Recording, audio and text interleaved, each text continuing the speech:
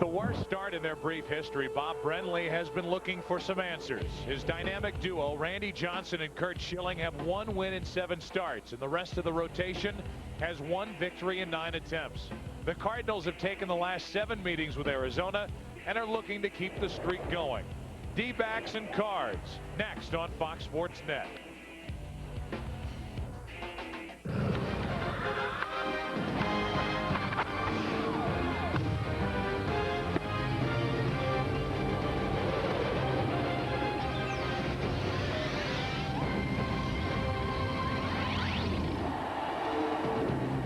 Well, the last time these two teams met, the Cardinals were celebrating and moving on to the next round, the NLCS, after a sweep in the division series last October. We can see the arch. The Cards are back in town after their road trip, which ended up above 500, and happy to be home on a chilly night in St. Louis as the Arizona Diamondbacks are in for the first of 3. And now welcome to the broadcast booth. I'm Joe Buck, along with you, sir. Your name is Al Raboski, and let's talk about the road trip, which, when you consider the way it started, the Cardinals have that crazy come-from-behind win. They should have lost the first game in Colorado. Then they have a couple of heartbreakers, nothing new there. You have injuries, you have a lot of uncertainties, yet you come home and you look at the standings and things look pretty good, and all in all, it was a decent road trip. Yeah, it really was, considering the injuries, considering the fact that you go to Colorado and you don't have a closer. You know, at one point we were 1-3 on that road trip, and then we won 4 of the next 5. So I think everyone will take the first one and let us in the books. Woody Williams is on the mound tonight, and we've come to expect great things from Woody Williams, who is 18-5 while with the Cardinals, and they expect more of the same. He's just a controlled type pitcher who knows what he's doing. Yeah, you know, he really had a tough spring training, but for the first start he was brilliant. Then he had the next strain, came out and won his second start in Houston, and you know, he has not allowed an earned run this season, or a run period. He even got a base hit in that start in Houston. He has been a victor, 3-0, 7-0. What does he and the Cardinals have in store for us tonight? We'll find out. Elmer DeSenz is on the mound tonight for the Arizona Diamondbacks. When we come back, Dan McLaughlin will have an injury update. Who's coming, who's going, who's hurt, who's better? We'll find out right after this. Cardinals baseball here on Fox Sports Net tonight. It is game number 1 of a 3-game set and the lone visit for Arizona here to St. Louis. Now, the big news with the St. Louis Cardinals, what is happening on the injury front? Well, there's good news here tonight. Fernando Vina is in the lineup for St. Louis. He has missed the past 6 games, has Vina. He will bat leadoff and play second base for St. Louis. Now, the news, not all that good as far as Albert Pujols is concerned. He has been shut down throwing a baseball for 3 weeks, but he's available to pinch hit. MRI, and it shows a strain or sprain of that medial collateral ligament, which is, you know, it's not good news, but it would have been worse if it was torn. So they're guessing 3 weeks is what the official statement is. Maybe if he's a quick healer and he's careful and doesn't tweak it, maybe he can throw before that. But in the meantime, you can't throw, so it means he's relegated to pinch hitting. So he will pinch hit here tonight. That is Albert Pujols before tonight's game. He has a wrap on his right elbow, and he is shut down for 3 weeks. Now, as far as J.D. Drew is concerned, we may see him next week in Atlanta. That's according to manager Tony La Russa. We'll have more on that story on the Midwest Sports Report. Of course, Tony was part of our pregame show as well. Now, Jason Isringhausen is another story. He continues to be shut down, and Tony La Russa gave no timetable as far as the return for Jason Isringhausen. So the big story here is the fact that Albert Pujols will not play, at least be in that starting lineup. He will pinch hit, and Fernando Vina is leading things off for St. Louis. Back with more in a moment. The 4th. And his lineup, which will begin with Craig Counsell, is brought to you by Southwest Airlines. Baerga will follow, then Luis Gonzalez, David DeLucci, Matt Williams, Lyle Overbay, young first baseman. Then it's Finley. The catcher is Chad Mulder, and Elmer DeSenz pitching and batting ninth. Craig Counsell, who has one of the more odd approaches to hitting, is leading it off against Woody Williams, who so far hasn't given up a run. And that's probably a good reason why he's 2-0. I'll say. That's part of our Jeep starting pitching matchup, person people. Breaking ball misses, 1 ball, 1 strike. Woody had us all scared in spring training. We didn't know if those how healthy he was. And this guy, one of their favorites, Counsell, had everyone a little scared as he had neck surgery, a herniated disc in his neck, and took him a while to get himself help. Here's a 2-1 pitch. 2-2. Craig Counsell actually learned how to hit like this when his family had something stuck on top of the refrigerator, and they had a broom, and Craig stood up and reached high with the broom, knocked it down, and they were all happy. I was waiting to hear where this one was going. Look at this. Come on. Very odd. No way. 1 away. They throw it around the horn, and we cruise around the horn. Brought to you by Auto Tire. First base, Tino Martinez. At second base, Fernando Vina's back after missing 6, as Dan told us a moment ago. Scott Rowland at third. Edgar Renteria, the shortstop. And in the outfield, Orlando Palmeiro, Jim Edmonds in center. Eli Marrero is in right field. The catcher is Mike Matheny, number 2 in the league in hitting, and Williams deals to Baerga, a Cardinal a few years ago, and he was a heavier Cardinal.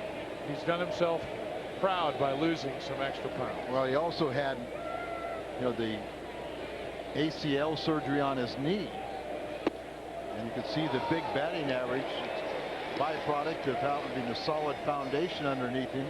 And their all-star second baseman, Junior Spivey, last year is off to a very slow start, so Carlos is getting more playing time. 7 RBIs yesterday. Count is 0-2 with 1 out, nobody on. 1 ball, 2 strikes. I remember when the Cardinals signed Baerga over the offseason, we'd seen him the year before, and you could tell that he put on a lot of weight. And the word was, well, he's hired a trainer. He's been working out. He looks a lot different. And then he showed up in spring training. It was a shock.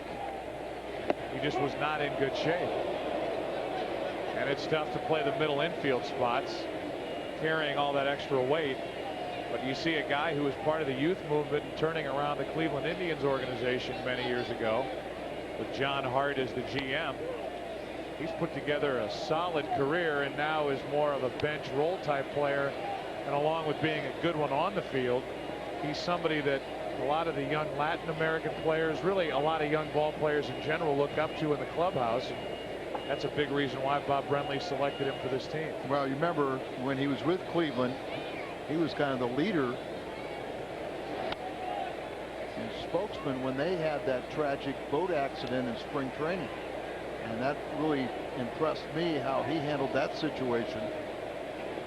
Switch hitter, he had a pair of home runs yesterday and 7 RBIs, a career high. Count still 2 balls, 2 strikes with 1 out, nobody on. And a little jam shot that's flared foul, and Scott Rowland certainly went all out for that little foul ball here in the first inning, and that's why these fans in St. Louis love him. Well off the line, and see, just takes one great dive. Oh, get his hands down there to try and cushion the fall, but you go back to his shoulder problem, and you kind of cringe and just hope he gets up okay. But he hit pretty hard there. He really did. He kind of jammed that left arm into the grass. Didn't look too pretty. Breaking ball misses, full count. You remember the last time these two teams faced each other in the division series last year, when Rowland was plowed over at his third base position and was lost to the team for the rest of the postseason with a left shoulder injury. That's a fair ball. That's Tino Martinez, and this is a very good Cardinal defense. Third in the NL, and there's 2 out, nobody on. I keep on telling people that doubt the pitching staff, I said, with this pitching staff, all you have to do is throw strikes, don't walk people, keep the ball in the ballpark, and all the Gold Glovers will do the job. Martinez could have won 1 last year. We know we had 4, from Vina to Renteria to Rowland to Edmonds, and every year Mike Matheny is very capable of winning 1 also. So with 2 out, nobody on, here's Luis Gonzalez.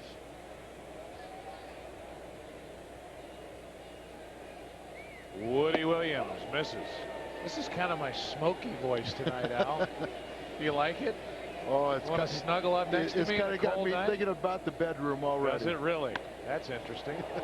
That's going to be hook foul. And the count 1 ball, 1 strike. Well, we can say that Rolen was injured the last time these two teams met in the postseason. Luis Gonzalez was injured the last time these two teams met in the regular season with that diving try down the left field line, and he was lost for the postseason. A huge difference maker for this team was gone from that moment on. That misses outside, 2-1. One of the most likable guys in the game, and I was giving him trouble before the game. Said, "What's going on, man? You got thrown out of a game recently." Popped up. Good start for Woody Williams. A little easier on this try for Scott Rolen, and the Diamondbacks go in order. Ho hum for Woody.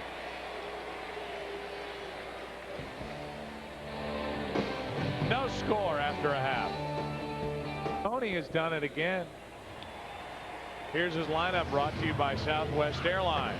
Leading it off, Fernando Vina. Good to see his name back at the top. Orlando Palmeiro's been a godsend at a low rate of pay for the Cardinals. Scott Rolen, we highlight him and what he's done in his career against Arizona. Edmonds, Renteria, Martinez, Marrero, Matheny, and Williams will follow. Elmer DeSan's making his 4th start, part of our Jeep Chrysler. And if you look at his record, he's 1-1. Prior to Schilling having a masterpiece yesterday, the only win of their starters was Elmer DeSan's. Came in part of a 4-team trade. I don't know about you, Al, but this is one of those guys that I peg is always pitching well against the Cardinals, and I know his career record doesn't knock you down, 4-3 against St. Louis, but he always seems to pitch tough against this ball club. It's 0-2 on Pena. He's one of these type of guys, very crafty, changes speeds very well. He's got a good breaking ball. He will probably, more than likely, the majority of his fastballs to left-handed batters will be away, and to right-handers they're inside. Sometimes gets in trouble with the ball over the middle of the plate, and he has allowed 5 home runs already this year. 0-2 on Vina. 1 ball, 2 strikes. So what's the deal? Vina hurt his hand last year at some point on a check swing. He may have re-aggravated that. It's his right hand, and I read today where he may end up having surgery in the offseason. Well, there's a bone spur that's very close to the nerve, and that's what flares up and gets aggravated. A 1-2. So when they're talking about the surgery, it would be to shave off that spur. All right there, partner. Tony makes a friend. Picked a good one. Here's a 1-2. Now the ball person gets to make a friend. Let's see who he picks. Who's it going to be? Ah, he did better. Leaving her dad hanging. On 1-2. Up the middle. Baerga. 1 away. Let this go around the horn is brought to you by Auto Tire. Lyle Overbay at first. Carlos Baerga at second base. Across the way, one of the best to play it over the last 20 years, Matt Williams. And the shortstop is counseled. Hugo Gonzalez, Finley, and Deloche in the outfield, left to right. Chad Moeller is catching. Damian Miller's a Cub, in case you didn't know that. And here's Orlando Palmeiro, and that's low for ball 1. Cubs are winning again. They lead at Pittsburgh 4-1 after 3. The first place, red hot Chicago Cubs. 2-0. Philly leads at Atlanta 2-0 after an inning and a half. The Mets lead at home over Florida 1-0 after 3. And they're just underway Houston at Milwaukee. The Astros lost to the Brewers yesterday. 2-0 from DeSantis. 2-1. You've been impressed with Palmeiro? Absolutely. In fact, I didn't get a chance to see him much in the postseason with Anaheim last year. He just didn't get asked to do much.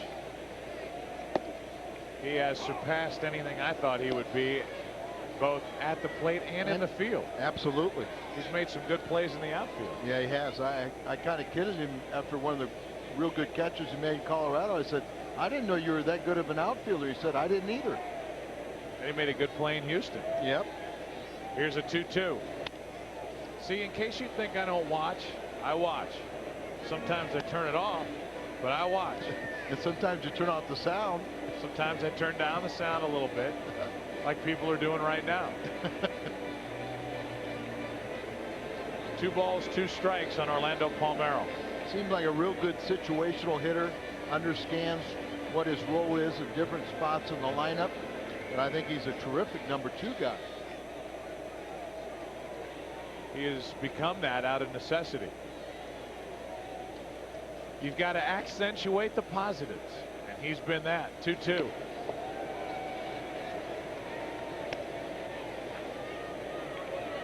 That's sort of that knack for surveying the defense and then picking a spot out and hitting it where they aren't. That away. That'll make your English teachers happy. 2-2. One thing that Palmeiro does is really get up there and battle, and ends up seeing an awful lot of pitches every time he's at the plate. Yeah, that's a great attribute. Gonzalez very near the left field line and shallow, because as a left-hand batter, he just kind of strokes it out that way. Right fielder's deep. Look at that. I mean, he couldn't have been in a better spot. There's 2 up, 2 down. Van Scotty, all he has to do is come in just a little bit, but normally we see him hit the line drive on the pitch out away from him. That pitch was down and in a bit. Here's Scott Rowland now batting in the number 3 spot with Edmonds to follow. The Cardinals have become team we'll see. Well, what's going on with Pujols? I don't know. We'll see. What's up with Isringhausen? Well, a couple weeks, we'll see. What about Vina? You'll see him in the lineup tonight. 1 ball, 1 strike. Yet, even with Pujols out, if you didn't catch Cam McLaughlin before the game, he talked about Albert being shut down, at least in the starting lineup, not playing in the field for the next 3 weeks potentially. Tony La Russa said, did you see the middle 4 in our lineup? It's pretty good. Able to write down Rowland, Edmonds, Renteria, and Martinez. He's still got a lot to play with. And Pujols is available when they need him to come up with a big hit. 3-1 on Rowland with Edmonds next. Yes. Albert Pujols was very upset and wanted the opportunity to try and throw, but they're more concerned that if he did something through wrong that he would tear it. We'll see. 2 out. A walk. And Elmer will take on Edmonds.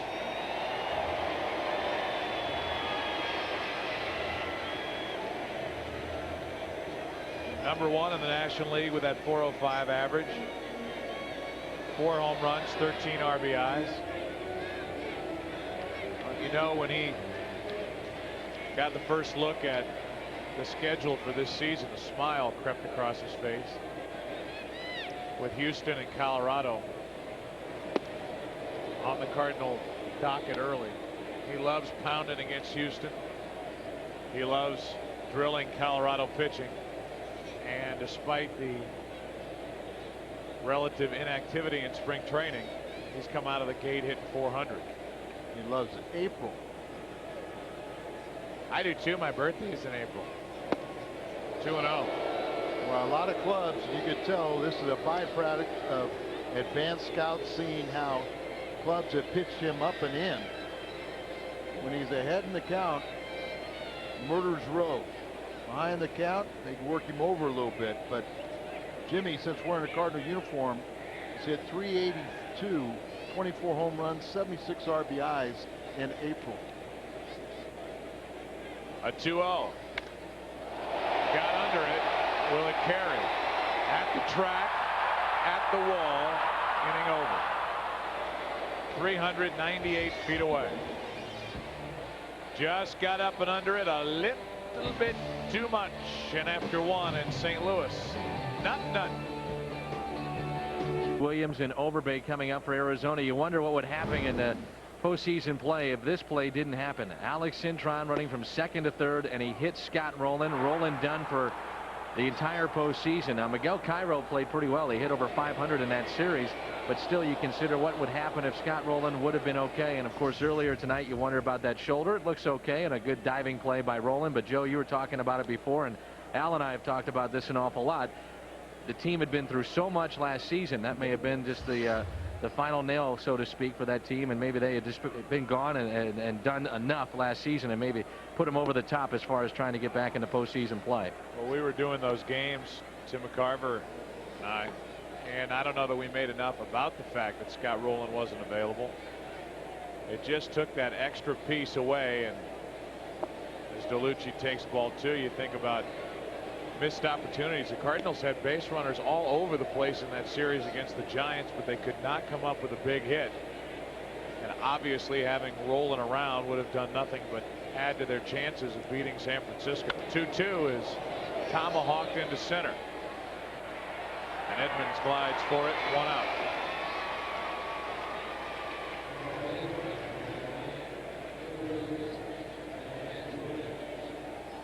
Here's Matt Williams. Want to say hi to Grandma Joanne Trammell from Lick Creek, Illinois. Big Cardinal fan, huge Mark McGwire fan. Remember him? Remember Mark McGwire? Let me think. Big red-headed guy. Yeah. Goatee. But she watches all the games, and when she can't watch, she listens. So hi to Joanne, and thanks for watching. Strike one on Matt Williams. Matt is hitting .220 and was basically traded away in the offseason until Larry Walker vetoed a trade that would have sent him to Arizona. Good pitch by Woody, and it's 0-2 on Williams.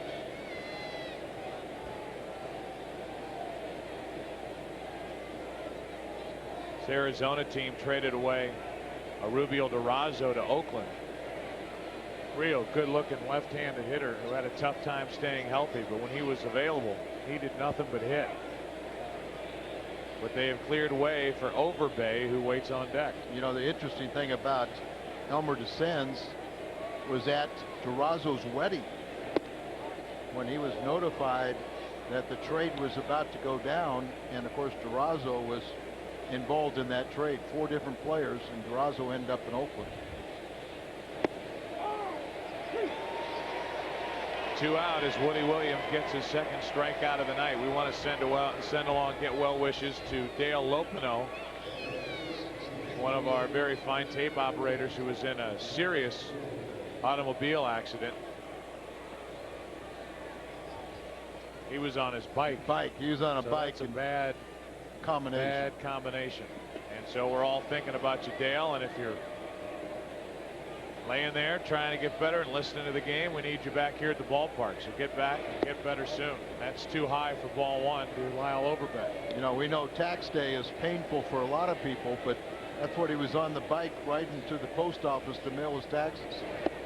A breaking ball in for a strike, 1-1. And by the way, speaking of people who are on bikes getting hit by cars, thank God Jack Clark is doing better. And I had a chance to talk to him the other day. And he's looking forward to coming through town with the Dodgers and is getting better and thinks in the next 3 weeks he'll be back with the team on the bench. But he broke 6 ribs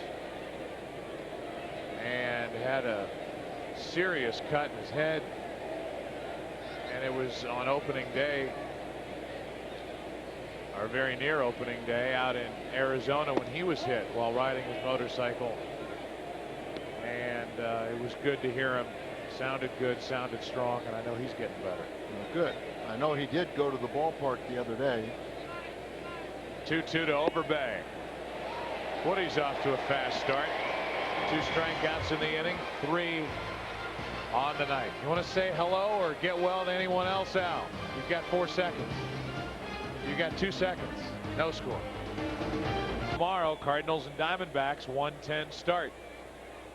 Jason Simon Tachi will be pitching for the Cardinals. And he'd like to get his stuff back on track and get his first victory of the season. I think we'll see a better performance from him. Strike one to Renteria. And out number one as he hits a comebacker to descend.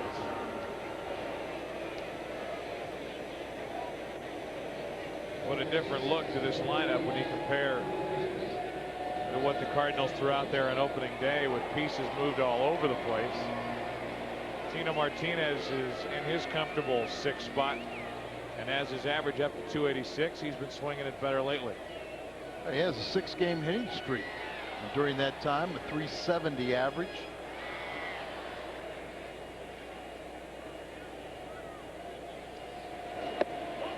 That's outside, ball one.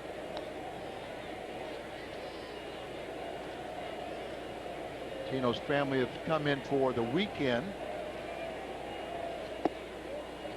You know, a lot of the families have not really arrived because we've spent so much time on the road. And so he's a happy camper. And get those kids in school. It's kind of hard to get them out here until they get out.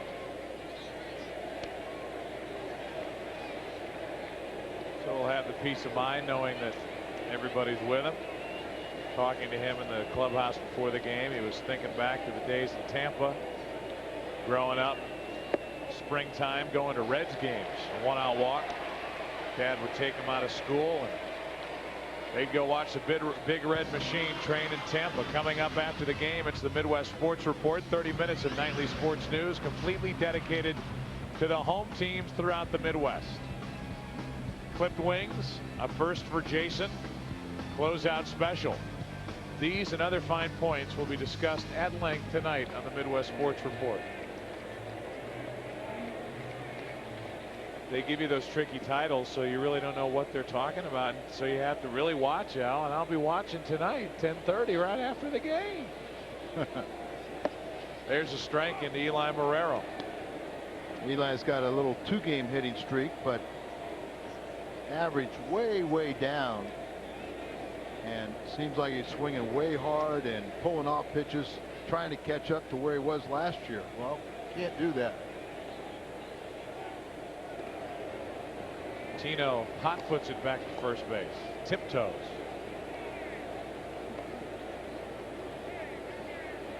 Trying to get Eli to shorten up his stroke a little bit, make sure he's making contact, get his hands, get a wider stance.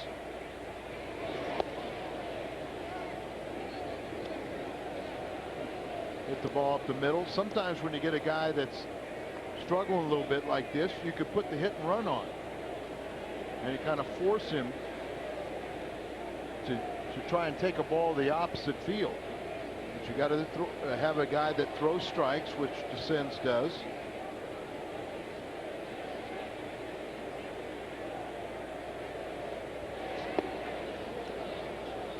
Up and after that pitch, 1 ball, 2 strikes.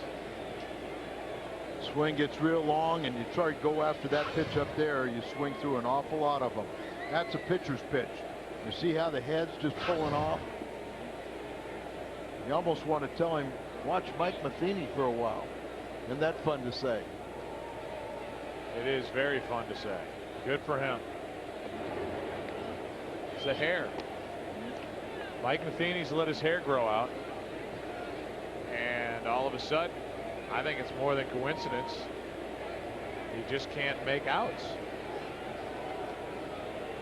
Well, you swallow your pride a little bit when you're as big as Mike is, but you just make contact, and you like that average. A little flare to right center. Good hitting by Marrero as that ball gets down and skips. They're going to bring Martinez around, and Baerga's looking at third as Martinez crosses the plate. Cardinals lead 1-0. I'll tell you one thing. Jose Oquendo might have lacked a little aggressiveness the other day, but here he really picked up a miscue in the outfield.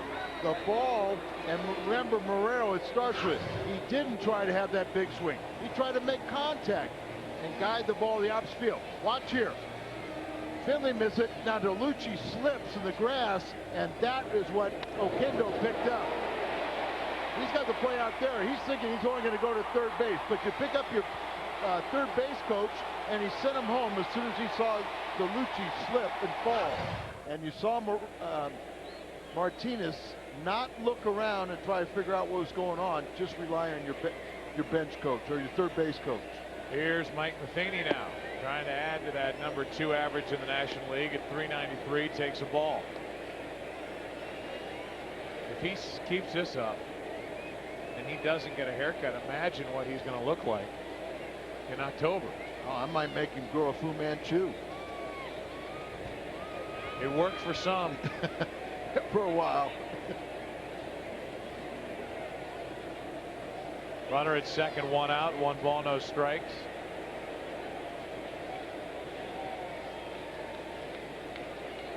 Matheny with that new little trigger action that he gets ready for the pitch. 2-0. You can just see, and now Moeller's going to go out and talk to the Sens.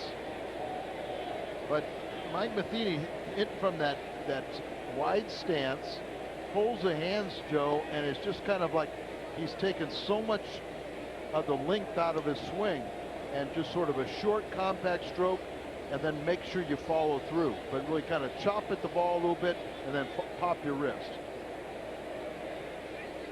Started with a walk, a double by Morero, and now a look at all that action by Matheny before the pitch.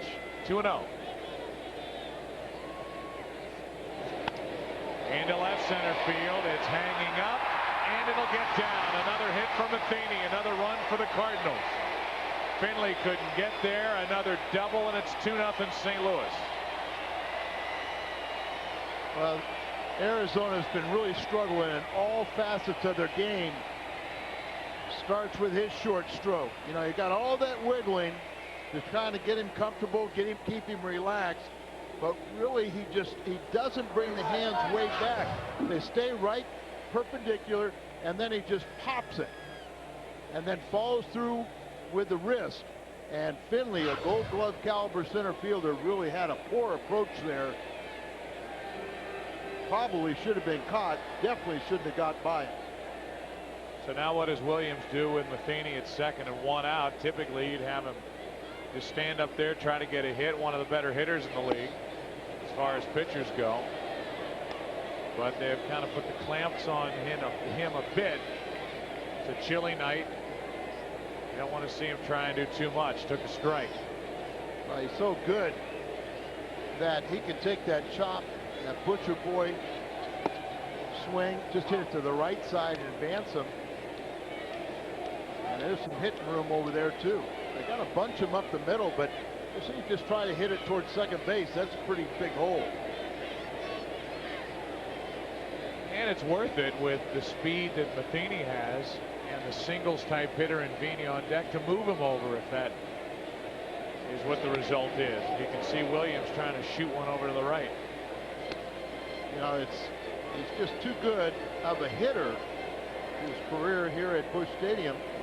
So when last year, or even all through the spring, where they said you can't swing the bat, and he told me, he said, well, if the situation arises, I will swing. And Dave Duncan said, hey, if hitters have that same injury, once they say it's healed, they let them swing. Why can't Woody? 1 ball, 2 strikes, and kept at the plate, or at least near it, by Moeller. Yeah, but a hitter's making his millions to hit. True. This guy's making his millions to pitch. True. So it's all well and good, but you can't pitch if you got a bad oblique muscle. You can't hit either. He says he's healthy. 1 ball, 2 strikes. Runner at second, 1 out. Well, the first night that Woody pitched, which was game 2 of the season, we watched some swings. We watched him pitch. He didn't look totally comfortable, and what we didn't know at the time was that he was bothered by a strained neck. He missed a start in Denver. I know that broke his heart. It subsided, and he won a game in Houston, 2-0.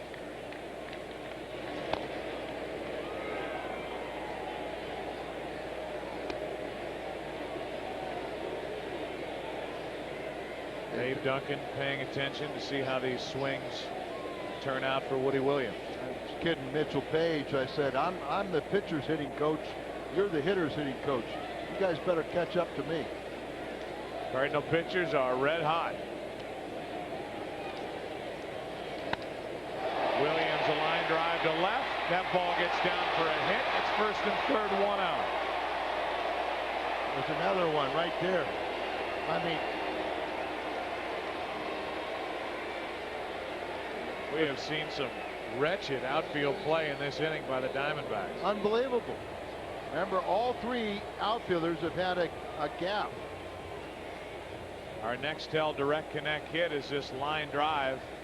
It was hit right at Gonzalez. He froze, and it took a dive right before it got to him. But we saw DeLucci fall in right. Finley let that ball a Matheny hit get by him. And now Gonzalez blows one out in left. Pitching coach Chuck Neifman is out to talk to DeSenz and probably calm him down and don't let this careless play behind him. But they have the talk about how poor they've run the bases. You know, it's you can't point your finger at one aspect of the Diamondbacks. They have struggled in every aspect.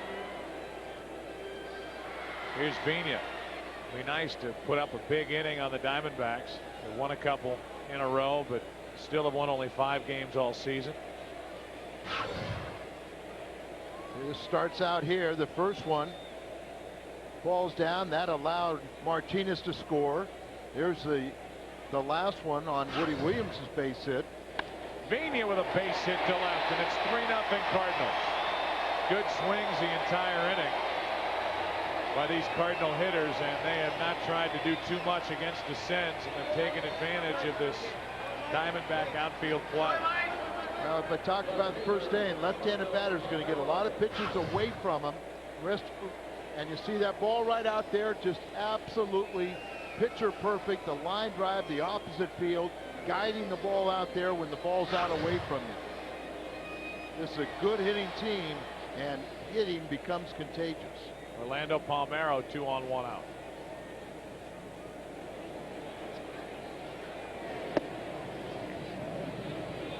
Palmeiro got into a little mini battle his first time up, looking for a good pitch to hit. Eventually flied out to left.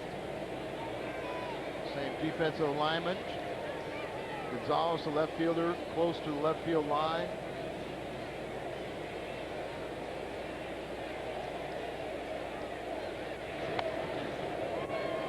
One ball, one strike. Tony La Russa's asked a lot of Orlando Palmeiro, and Orlando has delivered. You know, he's almost the leadoff approach from the second hole. Fernando Vina doesn't take many pitches, but then Palmeiro makes the pitcher work.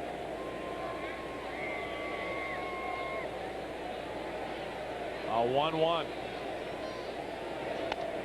That's foul, but there he is trying to go the other way. Our Ford dealer's key matchup. Talked about 7 straight for the Cardinals against the Diamondbacks. That includes the postseason, runs per game, average. Look at the difference in the ERA. And you're talking about a team that features Randy Johnson and Kurt Schilling in the Diamondbacks. We're going to miss both those guys in this series. Matter of fact, they're still trying to figure out who's going to pitch on Sunday. Whether it's going to be a reliever or bring Batista back on short rest. There's the big unit. Inflammation under his right kneecap, so he missed a start. Going to throw on the side. Determine if he's going to stay active or go on the DL. 1-2 pitch. Palmeiro with a little golf shot. The wind's going to play with that. Baerga's waiting for it. They call the infield fly rule. 2 out. Heard that Phoenix papers said that they took 2 cupfuls of fluid out of Randy Johnson's knee. A lot of people don't know that Bob Gibson, the last year he pitched, had his knee drained every day, the day of the game that he pitched that last season, and to the point where they would fly him back to St. Louis if we were on the road and then return to pitch that same day. That's a warrior. 2 on, 2 out for Rowland. Got a good swing, but pops it up. Didn't see it. They don't see it. Shallow right. And DeLucci comes on to get it. A lot of pointing, a lot of guys looking up, trying to find it. And it's DeLucci who comes away with it. Woody Williams another hit. Mike Matheny another hit. Cards come up with 3 and lead 3-zip after 2. Woody Williams and the Cardinals on top. Very special guest, Marine Private First Class Adrian Fakes is with us. And sir, you got a chance to throw out the first pitch before tonight's game. Tell the folks what that is right there. Oh, well, that's a Purple Heart. Yeah. Purple Heart. Purple Heart. Congratulations. Thank you very much. I know that President Bush came into town to award you the Purple Heart, and I see you have a cane, and I saw you labor to get out to the mound to throw that first pitch. How you feeling, first of all? Oh, I feel great. It's yeah, very undescribable feeling. Yeah, so all the adrenaline flowing, I felt I could make it out there just fine. You made it out there. You threw a good pitch. You've done your country proud. You've done yourself proud by throwing a good first pitch. You want to see it? Oh. You want to see what it looked like? Sure. All right, here you go. Watch your camera. Watch your monitor, and there you go. What does Fred Bird say to you at this point? Oh, he's just kind of trying to help me along, and I was like, no, I'm fine. I'm fine. So there you go. The first pitch to Eduardo Perez. Tell us, I'm sure you've told the story 1 billion times, but for the 1 billionth and first time, tell us where you were, what happened, and we won't let the baseball get in the way of this story. Okay, well, I was in the city Al Nazaria inside Baghdad, inside Iraq. Inside Iraq. And I just late one night we got ambushed, and a lot of chaotic moments at the time, and just got hit with RPG and mortar fire. I wonder when I see you, how old of a guy are you? I'm 21. You're 21. Yes. Here you are getting shot at in Iraq, and without delving into the issue too deep politically, I wonder how prepared you were for what you faced. I mean, you go through training, you can do all you can to get ready, and we're going to finish with Adrian on the other side of the break. We'll take our commercial break, and we will come back and talk a little more. Here he is, a Purple Heart recipient. Back to talk more after this. 3-0 Cards. Williams still rolling right along, 3-0. We move into the bottom of the third, and still here, Marine Private First Class Adrian Fakes. That's a good basketball name, by the way. Fakes. I like that. Fakes. To his right. Could you play basketball? Yes, I could actually. So tell us, we started talking when we went to the break about being prepared, and you can train for it. You can read about it. You can talk to people. You can get people's personal experiences and try to pick their brain as to what it's like. But until bullets start flying, you never know how you're going to react. How did you feel you reacted and the others around you reacted when the actual combat started? I feel we reacted very well, and was very surprised at how everybody just kind of reacted the way things happened. And it was almost like, you know, we had trained our whole lives to do it, because it was like second nature. So you felt prepared. I'm sure you did you feel safe?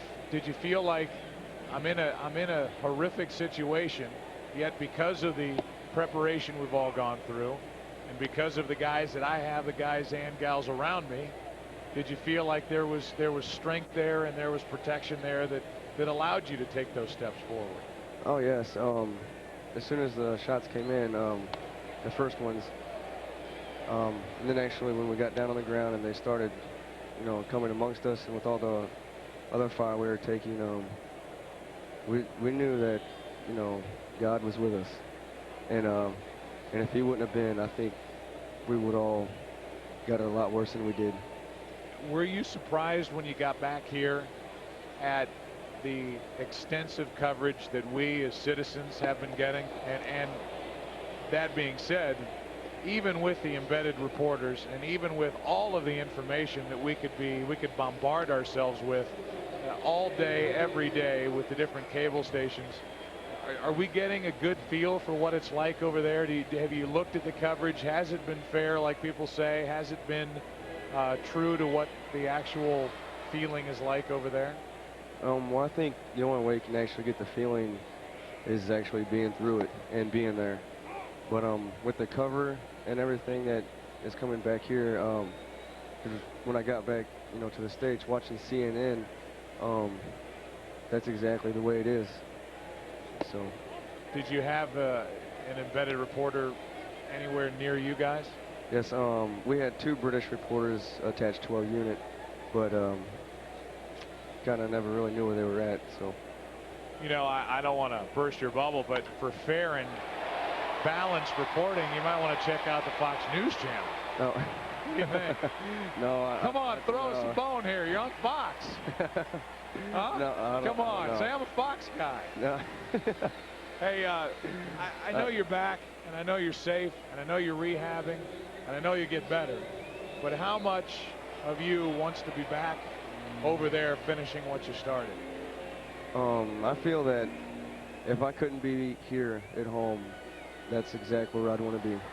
Right back with my unit over there, doing my job. Have you been able to correspond with any of the men and women that you were serving with and fighting with since you've gotten back? No, actually, I've tried finding ways to reach my unit and people who could.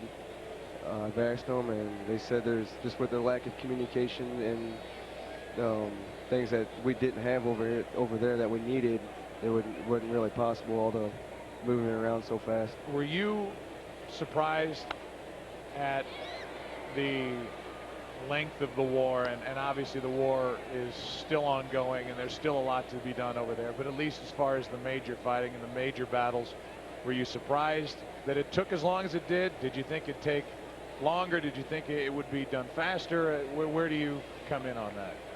Well, each and every day we talked about it, us amongst ourselves, and we kind of thought actually we were in it for the long haul, and we didn't know exactly how long we were going to be there, but we had bets on with each other, like being back hopefully by Christmas. So that's kind of around about time period we had thought they'd be coming home. How prepared were you, and how prepared are they still for chemical and biological weapons to be used? And are you surprised that there was none of that to this point? Yes, actually, I was very surprised they didn't want to use any of their chemical weapons. Every day we had just sit there and waited for it, you know, because it could happen any moment. So I really don't know. Do you ever just sit back and realize what you've done and just think, I'm a 21-year-old, I just served my country, I got shot, I got a Purple Heart, shook the hand of the president, the commander-in-chief that sent me over there? Do you ever look at the big picture, or is it all still too fresh right now? It's all still too fresh. I don't think anything's quite sunk in so far. So that's into left center field off the bat of Martinez. Another run for the Cardinals as they lead it 4-0. Edgar Renteria crosses the plate, and the Cardinals are taking good swings tonight against Elmer DeScend. You a Cardinal fan? Yes, I am. Not always maybe. You know, I favored other teams, but I've always been a Cardinals fan. I'm not. I'll let the Fox News thing go.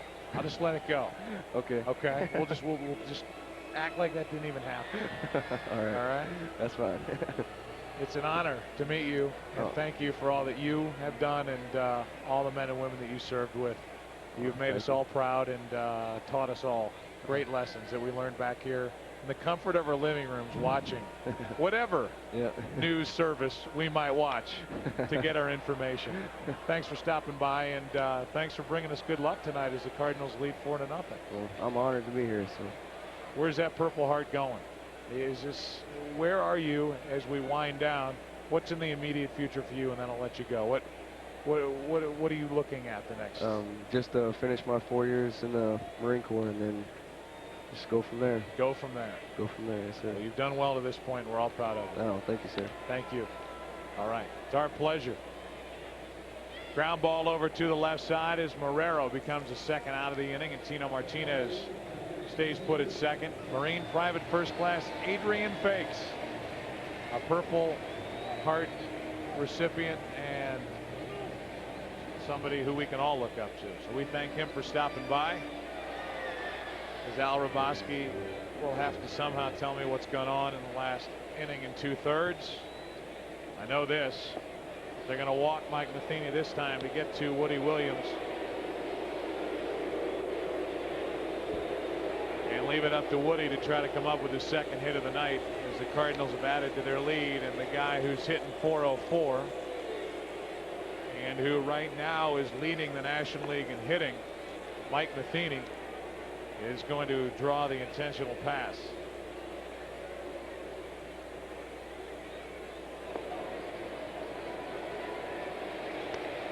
It's going to be up to Woody Williams, who lined the base hit into left his first time up and was a big part of a 3-run second inning.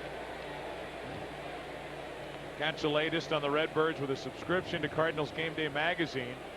This month's issue takes you behind the scenes with the crew that manages the Cardinals equipment and explores the minor leagues for a look at future Redbird stars. You'll also find Tino Martinez in the cover, the centerfold poster, and many other features. 314-982-7336 for a full year's subscription. Woody Williams takes ball one. Well, I found something you can't do. What's that? You can't get a Marine to say Fox. How about that? Obviously an intelligent young man, but he wasn't budging. He can do whatever he wants. I don't care. I think we're going to get his commanding officer involved. 2 on, 2 out, 1 ball, no strikes. They're pretty impressive, aren't they? Oh, just a 21-year-old young man, and imagine what he has seen and what he's been through. Fantastic story, and we're all proud of him. I've got a nephew in Iraq right now. You know, the one thing you talk about, the training has obviously come through for everybody, but how about the equipment and the weaponry of the United States is second to none. 2-0 pitch is high, and after walking Matheny intentionally, Elmer Descends has run it to 3-0 on Woody Williams. And there is action for the Diamondbacks in their bullpen as they trail 4-0 here in the third. Koplov, a right-hander, warming up out there.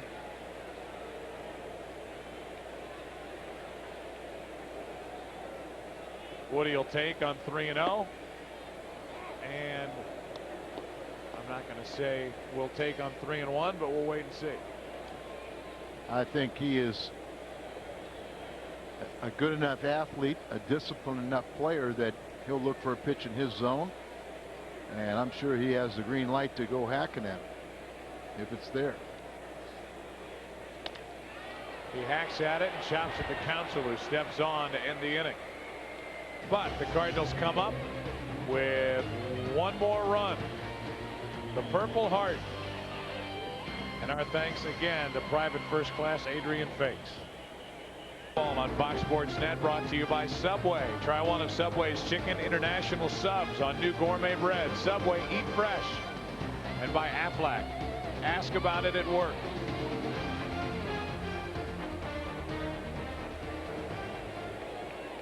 You've given up that seat to a lot of people, Al Raboski, but nobody more impressive than Private First Class Fakes. I was more than honored to give it up to.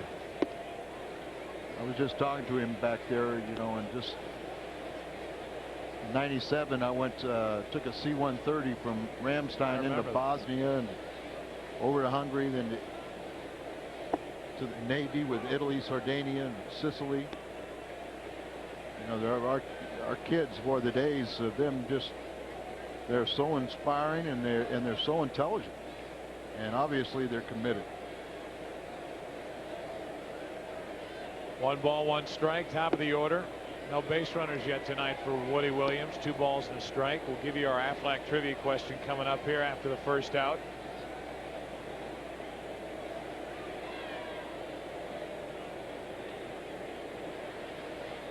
Counsell, 3-1. They're going to find a place for this young man to play. So he's going to split time at first, short, second. He went to Notre Dame. Joe Garagiola Jr., the GM of the team, went to Notre Dame. 3 balls, 2 strikes. And by the way, I never even brought it up that the young man, Private Fakes, is from Ellsbury, Missouri. That's really the whole tie-in as to why he's here and why President Bush stopped by to award the Purple Heart.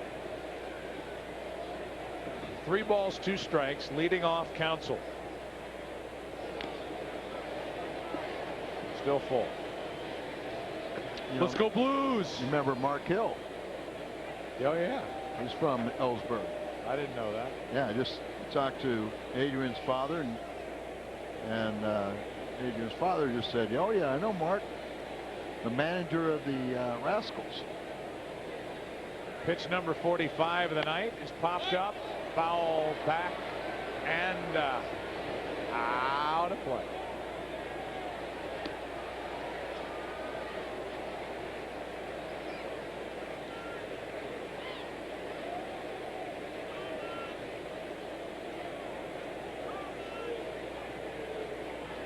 Dave Duncan watching him like a hawk. He's got to like what he's seeing so far. He wants to see another pitch that's there to hit. Counsell took it right down the chute. That is strikeout number 4. Our Aflac trivia question is, who was the last pitcher to no-hit the Cardinals?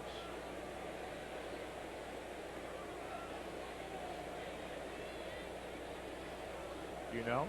I've got to guess. 1 out, nobody on, and that's high. You don't go back to Fernando, do you? That's what I was thinking. Baerga's first time grounded out to first.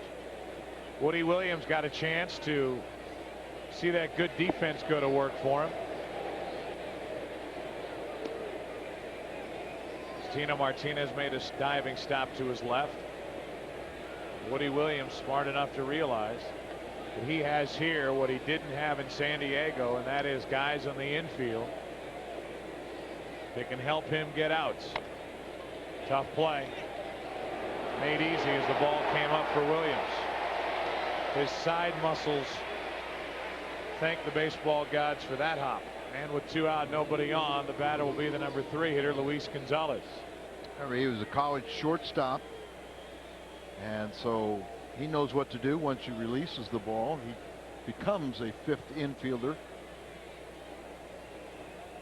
Well, let's talk about the infield and the defense behind Woody Williams as he works to a power threat, Luis Gonzalez. Very good teammates, very good defense. 4 Gold Gloves in one team is ludicrous. It's something I don't know if it ever happened before, but I mean, come on. And very well could have been 1 more. I think we have the best defensive catcher in the league, bar none. City on Azaria, inside Baghdad. 1 ball, no strikes as that missed up and away. 2 out, nobody on. Luis Gonzalez, ball and a strike. Gonzalez, his first time, popped up. He's hit 4, hitting .339. Happy in Arizona. They're happy to have him, and they've locked him up to a contract extension. It's one of the real good guys in the game, and there's many of them, but he's one of the handful at top. 2-2. Every broadcaster that ever does a Diamondbacks game says that about Luis Gonzalez. He's just so accommodating. He's got a smile, and you know it's not put on. And you remember how they acquired him? Yeah, I'll think of the guy's name in a second. With 2 out, nobody on, Gonzalez pops up another. Fernando, Edgar, Jim. It's Edgar. And that's another perfect inning. That's all we've seen from Woody Williams so far tonight. Al Raboski and Demi Moore will be back for the bottom of the 4th after this. 4-0. 4-0, bottom of the 4th. Aflac trivia question. Walk across. Thank you. Last pitcher to no-hit the Cardinals, Fernando, 1990. Remember what else? We did that game. And you remember what else happened earlier that evening? We were out in San Francisco, and it was between the Oakland Athletics and the Toronto Blue Jays. Another no-hitter? Who did it? Dave Stewart threw a no-hitter for Tony and Dave Duncan. Pena rips one foul.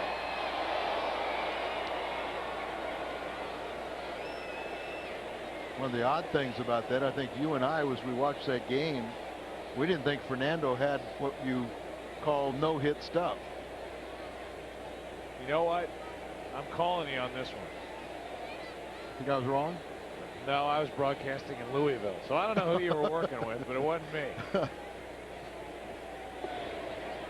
Can you think through the many partners that you've expunged out of this booth and come up with who the 1990 Cardinal TV announcer was?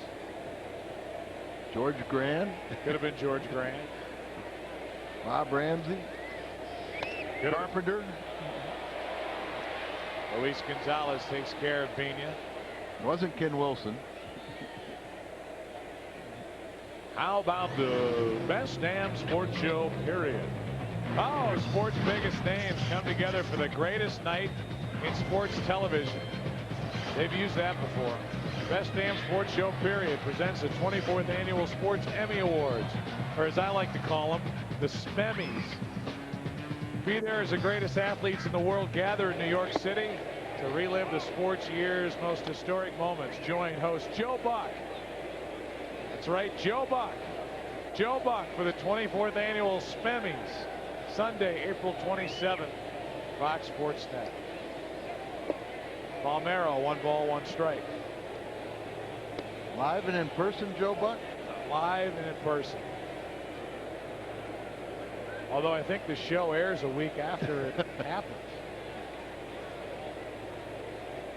So read Rudy Marcy's column next Tuesday, and then make bets with your friends and watch the show when it airs.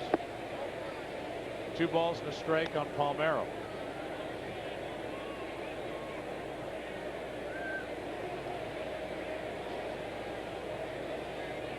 Orlando 0 for 2. Still trying to go the other way. Counsell recovers.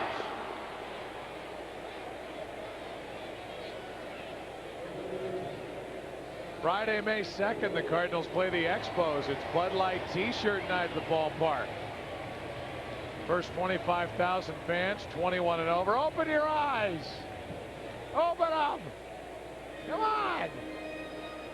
You get a specially designed T-shirt courtesy of Bud Light. That's what it looks like. Either get the T-shirt or one of those 4 people. What kid? With 2 out, nobody on, Scott Rowland takes a ball high. That's what we have to, that kid just went through what we have to do, is let's look into these bright lights like you're being interrogated when you go on camera. 2-0 the count. Guess you just need a little more experience of being interrogated. That's right. I didn't do it. I wasn't there. We'll see. 2 balls and a strike.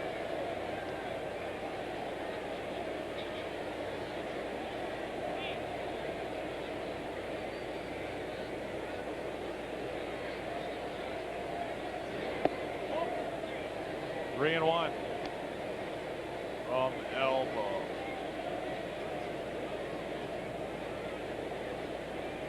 Sands probably feels like he's been out there all night, hasn't he? I sure do. Got to be a huge difference in the pitch counts of both starters.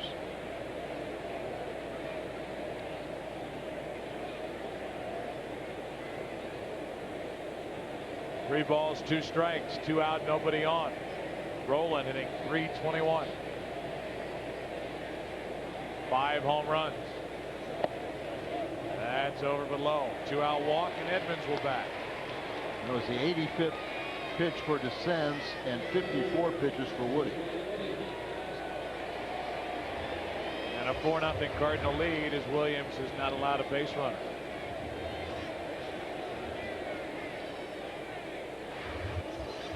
Scott Rolen with 2 walks tonight.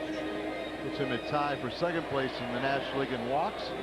Jim Edmonds came in as the leading hitter in the National League, also the highest slugging percentage and third in on base percentage.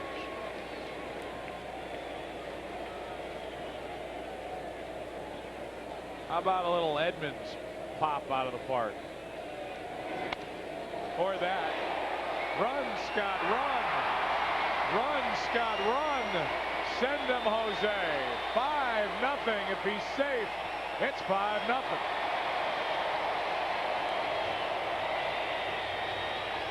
A walk and a double. The 5th Cardinal double of the night. He's broken 0 for 9 streak for Edmonds and hit that ball hard. Another double. Scott Rolen's such a good base runner. See, down and away, and he just hits it up against the wall. Scott Rolen, big man, 6'4", 230, but once he gets rolling, boy, he can pick him up, lay him down, and that's how you do it. You slide, always anticipate sliding, and you don't get hurt. Now Renteria with Edmonds at second and 2 out. Boy, the Cardinals have just taken Elmer DeSenz the other way all night. Joe, they have such a good work ethic and game plan brought to them by Mitchell Page that, you know, their goal is to knock that starter out within 5 innings. There's Mitch, made for Hollywood Page. Made for Hollywood. Oh, he told me, he said everybody's been contacting him. We've been giving him so much airtime with the National League's leading batting team, and so he goes, you know, the Hollywood, all the agents are calling him, wanting to put him in the movies. He said, I got to work with my team.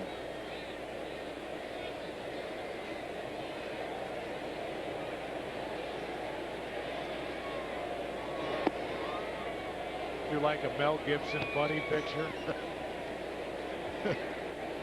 Mel Gibson and Mitchell Page, as you've never seen them before. What would you title that one? I would title it Hitting Coach by Day, Spy by Night. Spy buds. 2 balls and a strike.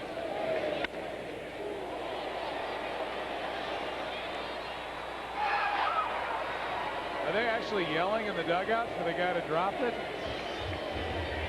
My gosh. 3 in the second, 1 in the third, 1 in the fourth. That equals 5.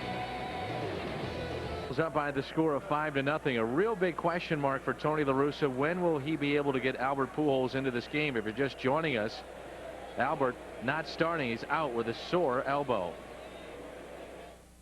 Well, I think the problem with first base is, yeah, you may have a couple games where you don't throw, but you have to throw a lot of times at first base. So I just don't think it's an option. It may be one of those crazy double switches that you risk it, where you just tell them, hey, just stick it in your pocket. And that is Tony La Russa talking about the option of putting Albert Pujols at first base and maybe platooning him with Tino Martinez or sitting Tino for a while. But that will not be the case as we see DeLucci hit by the pitch here in the bottom, or rather the top of the 5th. But Joe, an interesting situation. You've got Albert Pujols, who probably could play first base, but yet Tony La Russa does not want to risk a sore elbow of Pujols. And as Tony La Russa said, you need to use Albert Pujols early because if he's one of your last guys remaining and he can't put him in the field, it really hampers what you can do. And Tony La Russa's reaction to the hit batsman as the Diamondbacks have their first base runner of the night, Matt Williams, at the plate. How about a little double play? Check swing foul, as that would allow Williams to continue to face the minimum. He's through 4+, leading 5-0. Perfect game's gone, but everything else is intact. As you said, if you get a ball hit at the ground at one of your guys, it would be a double play.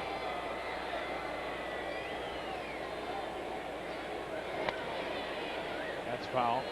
0-2.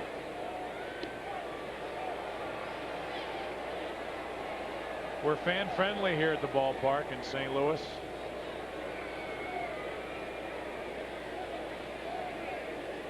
What would they do in Cincinnati? They'd throw that baby right back into play.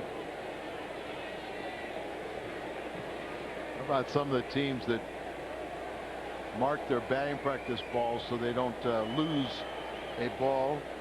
And you put an A on it for Arizona, P for Pittsburgh. They reuse chewing gum. ABC gum. Already been chewed. 1 ball, 2 strikes. If you're Luis Gonzalez, you can sell your gum for thousands of dollars on the internet.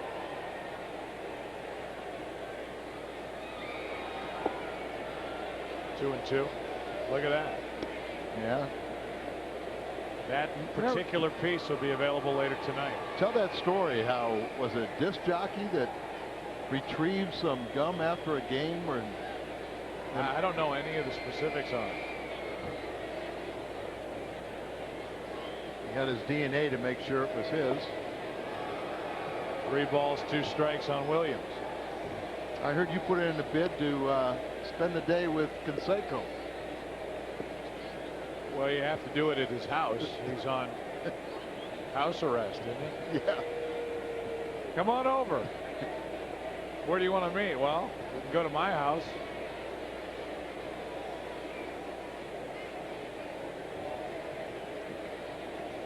Three and 2 the count. Another foul ball.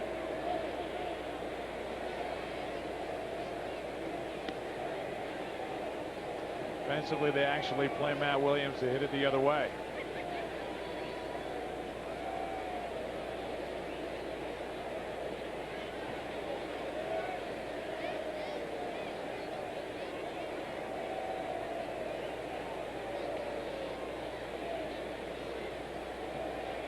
Another 3-2 and another out.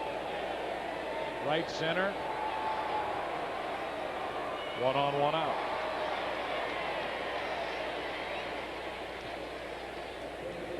Here's a word to the wise. Don't have voice problems and do a Fox Sports Net game. If you'd like to win Cardinals tickets and participate in the Southwest Airlines Family of the Game promotion during a Cardinals home game, here's your chance. Send your name, address, and phone number to Southwest Airlines Family of the Game, P.O. Box 771192, St. Louis, Missouri 63177. Good luck.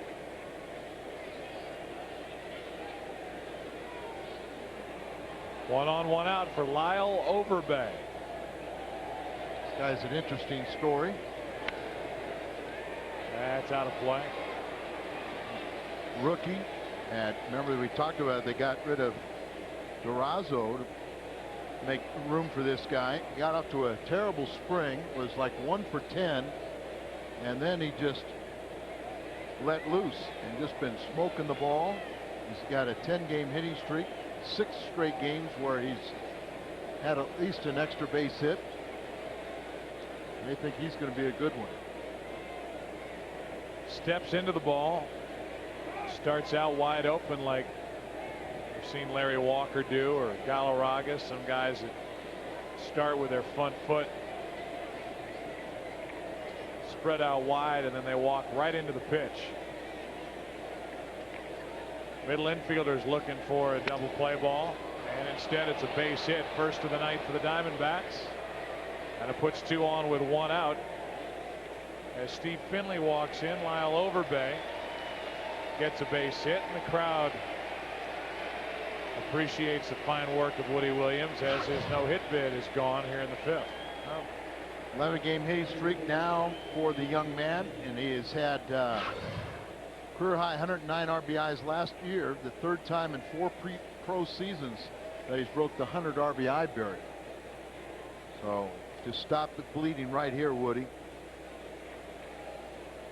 Steve Finley off to a 259 start. Breaking ball missed.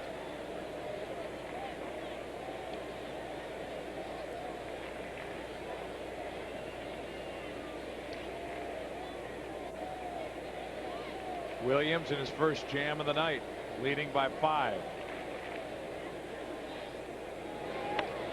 Off the end of the bat, tough play, good play. They get one, can't get them both, but that was spectacular by Roland and Vina.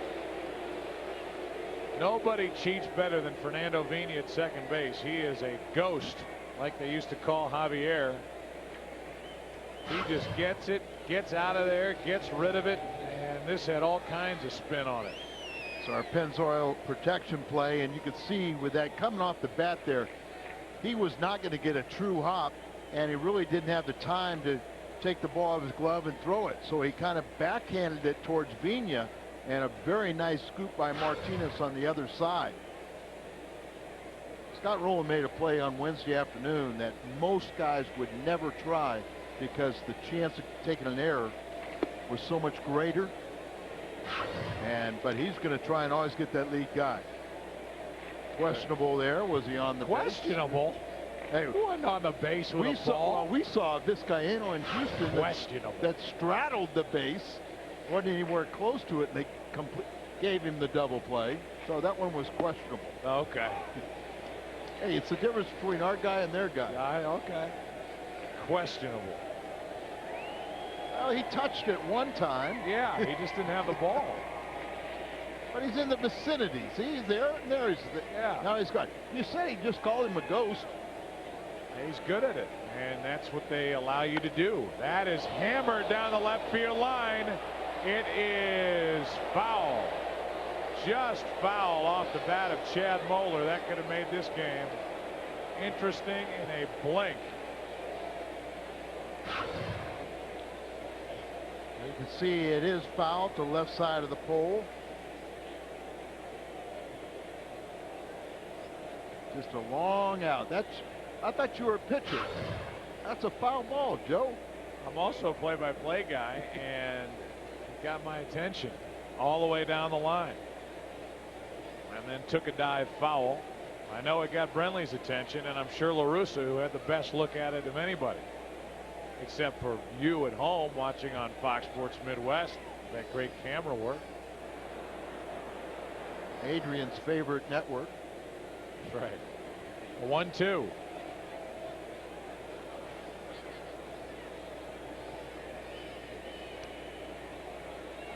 Mark Grifford working that camera, following the ball down the line. You ever tried to operate one of those things? I've tried.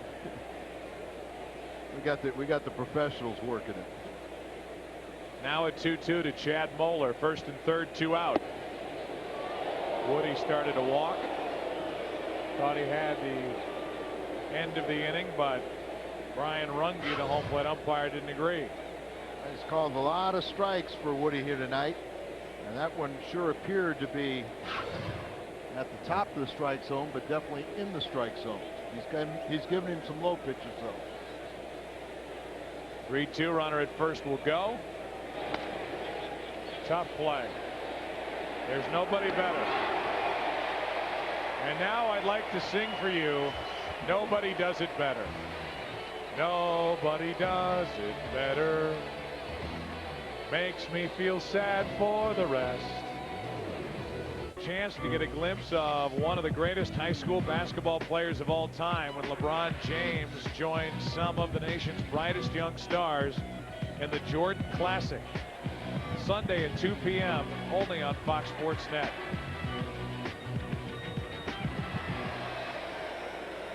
It's tough to eat here at the ballpark when you are wrapped up like that on a cold night. You need the help of your friends. And Tino Martinez keeps hanging out line drives. Oh, look now, folks, but Tino's over 300. See, he said that, and what I do? I looked. Walked today and scored. An RBI double, and now a frozen rope. Just so much prettier of a swing, and never made an excuse last year and really didn't talk about a shoulder injury that had to have limited his production and also the fluidity of his swing. Eli Marrero up and after that pitch, strike one.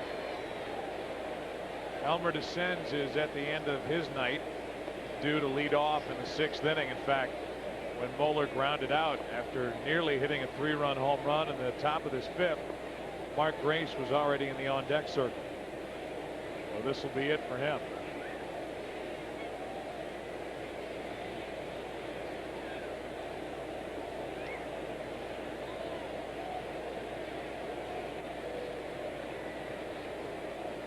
An 0-1 pitch.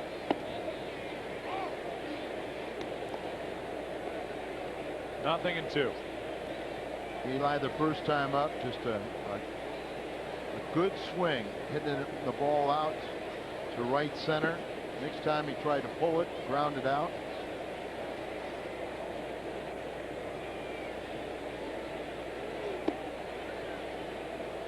One ball, 2 strikes.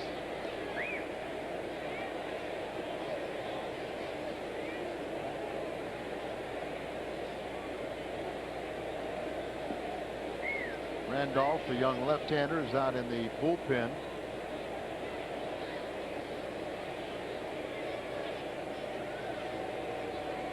On 1 and 2, Marrero stays alive.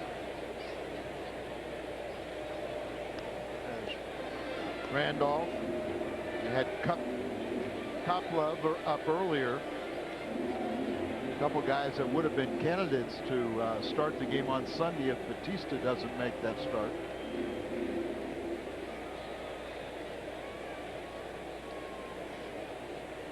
Overbay holding against Tino Martinez. Nobody out. 5-0 in the 5th. Up and away. 2 and 2.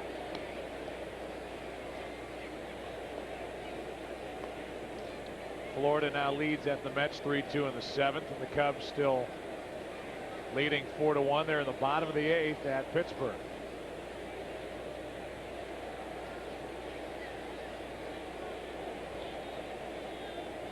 A 2-2 pitch. Another foul, and it's trying to get out of play. It will, and the Phillies are leading 4-1. It's over Maddox. Maddox, who has 1 win, is in danger of loss number 4. 4-1, bottom of the 6th inning.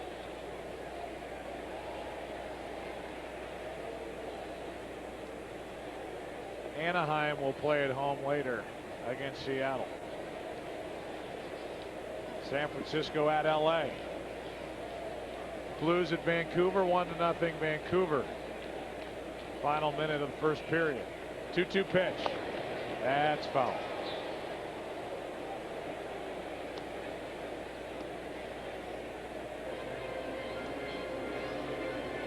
Page trying to get Eli to widen the stance, try to take the ball up the middle. Try not to have such a big looping swing. Had very little spring training with the abdominal problem, and then now he's been gotten a slow start and trying to catch up. 2-2 pitch. Popped up, and that'll play. Catcher Moeller puts it away in fair territory. 1 on, 1 out. All right, you know who you are. I know you just switched over from the Blues game because they just ended the first period. How dare you? But we'll still tell you what happened on this date in baseball history back in 1950. It's brought to you by Schnucks. First opening night game in St. Louis history. Stan Musial and Red Schoendienst hit home runs to defeat the Pirates 4-2. 1950. Matheny has doubled, driven home a run, scored a run, and been intentionally walked. pitch was sitting up, and it's tomahawk to left, right at Gonzalez. 2 out, and Woody Williams will come to the plate. So it just makes so much sense. Just pulls the bat back ever so slightly, and then waits for the pitch, and a just short backswing and follow through. And Mitchell has really enjoyed working with Mike, because nobody works harder than Mike Matheny. And that is top secret. Iambic pentameter. He writes everything in iambic pentameter. He keeps his notes in haiku. Not many hitting coaches do that, but Mitchell Page is one of them. That's why he's destined for Hollywood. A 1-0. Good pitch. Tailing fastball, a ball and a strike.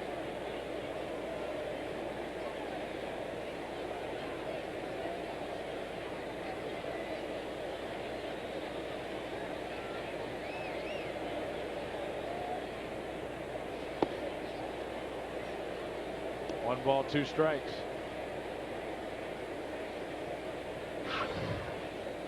Woody with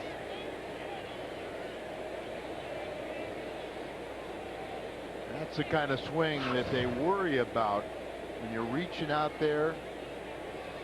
But it's also an indication that he feels pretty good to attempt that type of swing. 2 balls, 2 strikes, 1 on, 2 out. Cards got 3 in the second, 1 in the third, 1 in the fourth. Leadoff hit by Martinez here in the 5th, but he hasn't budged. And a cue shot foul. There's a danger area for a pitcher facing Woody Williams if he's going to continually pitch him away, because Woody is looking for the ball away just to flip it the opposite way. I think he'd be vulnerable to something inside right now.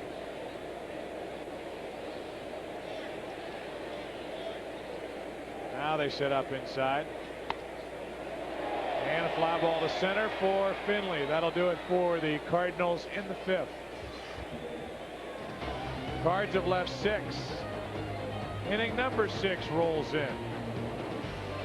Woody Williams in charge, 5-0 Cardinals. Woody Williams back to the hill. He's allowed 1 hit. He's hit a batter. That's it. Tony Womack leading it off as the pinch hitter. Elmer Descends is finished after 5, and he allowed 5 runs on 8 hits. Better outfield play certainly would have helped his cause back in the 2nd on the part of the Diamondbacks.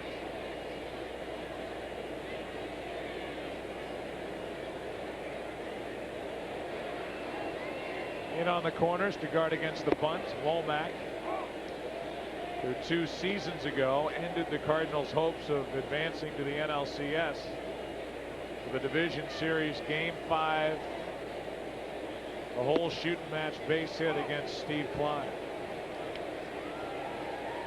Off to another slow start, batting only 185. He's a speedster. That's foul, still 2-2. Keep Womack off the bases.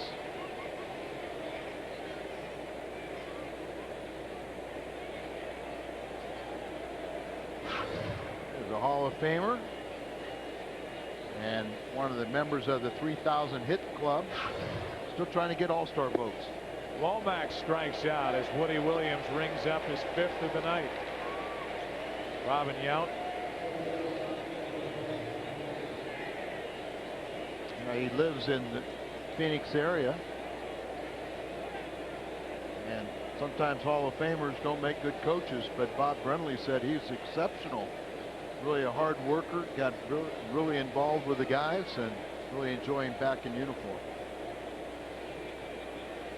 Craig Counsell takes a strike.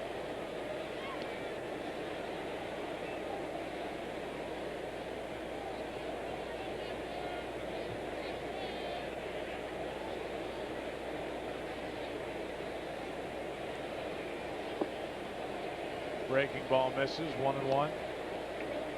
Jason Simon-Tachi will shoot for his first win of the year tomorrow on Saturday afternoon.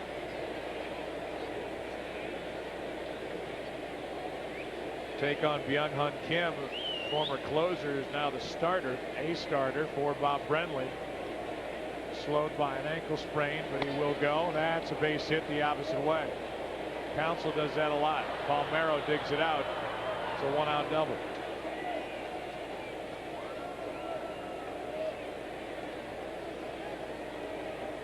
What's on tap? Brought to you by Bud Light. The great taste. It won't fill you up. It never lets you down. Make it a Bud Light. Channel 11, WB 11, Diamondbacks and Cardinals, that matchup. Just set up for you as Carlos Baerga stands in. He's 0 for 2.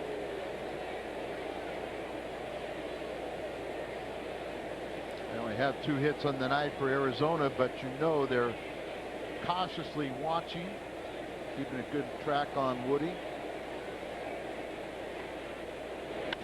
Baerga goes after one out of the strike zone and pops it up. Long run. Renteria, good play. The only one who could get there, and on a dead sprint, that's the second out of the inning. Shortstop has the best angle. You can see Palmeiro playing well around into left center, couldn't get there. It's really tough for a third baseman to turn and run straight back, so the best angle is for your shortstop. And you've got to hustle all the way, and you got to get a good jump on it, and you got to want to play every day like Renteria. So he's our most irreplaceable player. Gonzalez now with a runner at second, 2 out. Luis takes the ball. Kareem Garcia is the outfielder that the Diamondbacks gave up to get Gonzalez from Detroit. And are they happy they did? 1 ball, no strikes. 2-0 with Delucci on deck.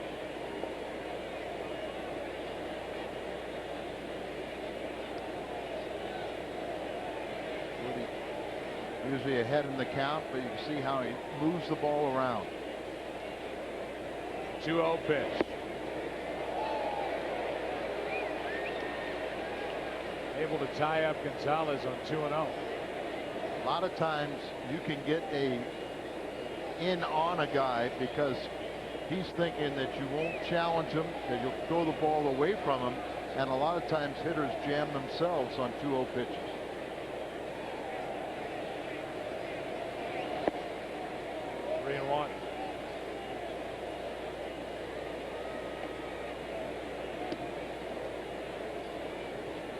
Just start to take for granted that Woody Williams is going to just blow through these innings. Watch out on 3-1 to Gonzalez, and if you don't get him, Delucci can really make it a game with 1 swing. He's next. That's foul.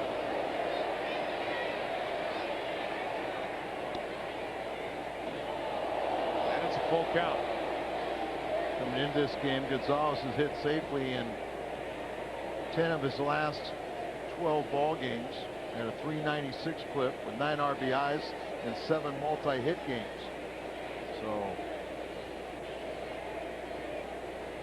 3-2. Popped up. Will it stay in play? It will. Scott Rowland. 6 strong from Woody Williams. No runs on 2 hits. And a 5-0 Cardinal lead with the top of the order coming up. Explore Cardinal baseball by arriving at the game in your new Ford Explorer with $3,000 cash back or 0% financing to qualified buyers. Ford and your quality Ford store, your home run to Cardinal baseball fun. It has been fun tonight. A well-pitched, well-played Cardinal game. The starter for the Diamondbacks is gone. And we move to the bottom of the 6th inning. 5-0 Cardinals, only 2 hits for Arizona. And Steven Randolph, a young left-hander, will pitch for Bob Brenly. Already 10 games this season. From Austin, Texas, originally born in Okinawa, Japan, Signed as a minor league free agent.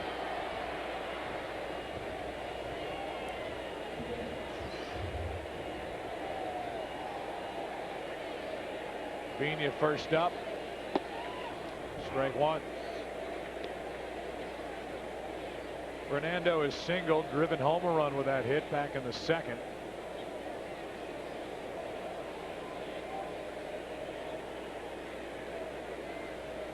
He's grounded out. He's flied out.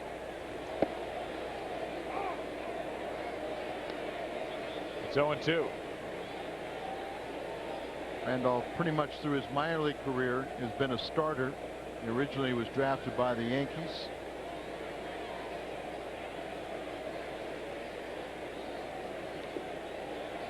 .56-footer for ball one. Oh, he's not that tall. No, I was describing the pitch. Oh, the pitch? Oh, he's 6'3", 202. He'll turn 29 on May the 1st. Starting to see more and more of these guys that are getting a chance to pitch late in their professional careers at the big league level. Pena's gone. One away. Helmet Day. Helmet Day is coming up on Sunday, May 4th. The Cardinals play the Expos. Coca-Cola Helmet Day at the ballpark.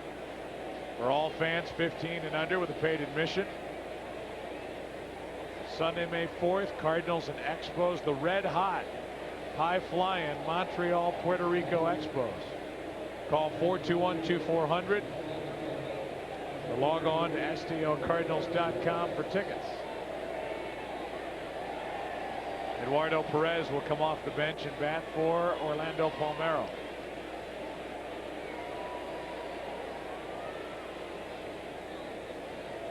Rolling on deck. And ball one. Perez hit a couple home runs the last two games.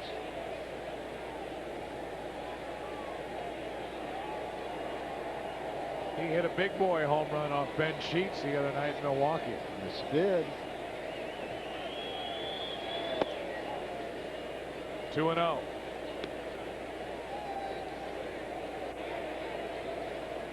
He's got a 3-game hitting streak going and hitting .571 against left-handers. That came in the back door of the strike zone. It's 2-1. So you've seen a lot of the pitchers have been hanging on later in their career, but now they're starting to go the more economical route. You see these guys get a second chance that have pitched a lot in the minor leagues. Cardinals have their starter tomorrow. Simon Tachi, who's in that category. Kiko Calero in their bullpen. Well, you know, Kevin Ome, 10 years before getting a shot. A 1-out walk. So a strikeout followed by a walk. And Scott Rowland walks to the plate.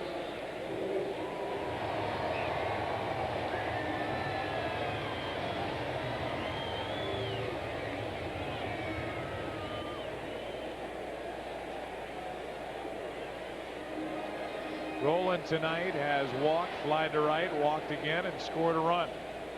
2-out walk to Rowland, followed by an RBI double by Edmonds. Strike one. Randolph, as I said, the guy that Scott Rowland is facing, originally signed by the Yankees, was a Rule 5 pickup by Arizona in '97. Last year he led the PCL, pitching at Tucson and wins with 15.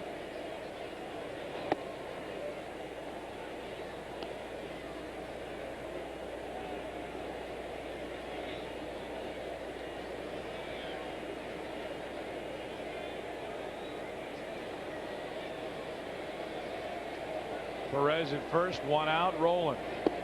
Ball 2. Dead straight away. Scott Rowland. Fairly deep.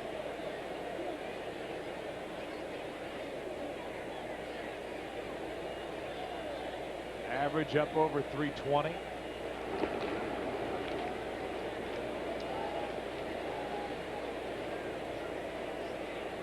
Five home runs, his 15 RBIs also lead the club.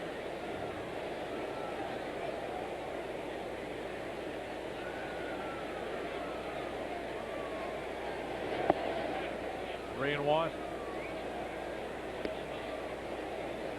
A 4-run bottom of the 6th inning has Atlanta out in front of Philadelphia now as they play in the 8th. And the Cubs win again. They win 7-2 at Pittsburgh. They started the day a game up on the Cardinals. Hard hit, but a 5-4-3 double play ball, and that ends the inning. Right at Matt Williams. Scott Rowland gets a taste of his own medicine. We go to the 7th. Woody Williams back to the hill. Still 5-0 Cardinals. Nice pace to this game. 9:06 on the scoreboard clock. And it's still 5-0 Cardinals, and that's thanks in large part to him. It's so true how starting pitching will dictate the pace.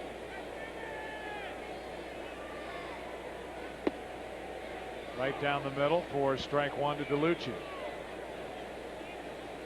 Really been only one scare for the Cardinals, and that was with that narrow miss on the foul ball down the left field line off the bat of Moeller. That was in the 5th. We're in the 7th. 2 on, 2 out at the time.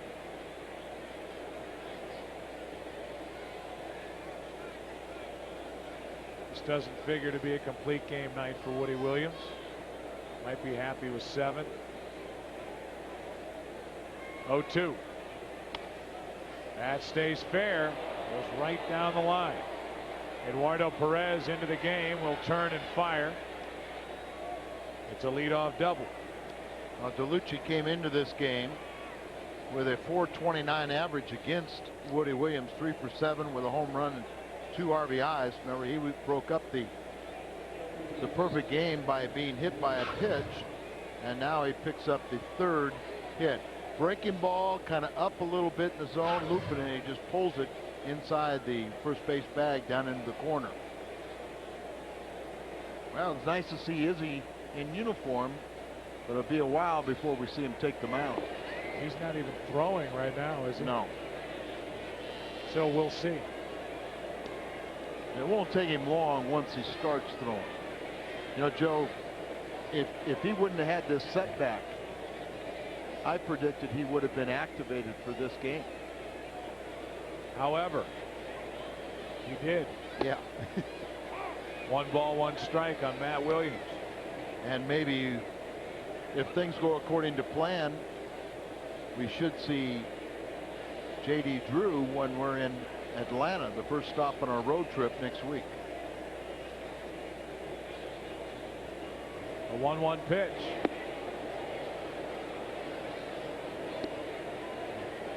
Woody kind of consistently now falling behind in the count, and some of the pitches are starting to get up. So they'll keep a little closer eye on him. But he's a battler, isn't he? No doubt about that. One thing you can always count on from Woody Williams. 2-1 pitch.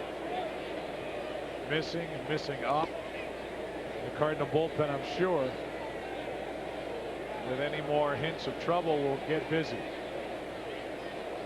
Well, that's what they're discussing right now, and Dave will go to the phone. They just figured out who they want to get up first.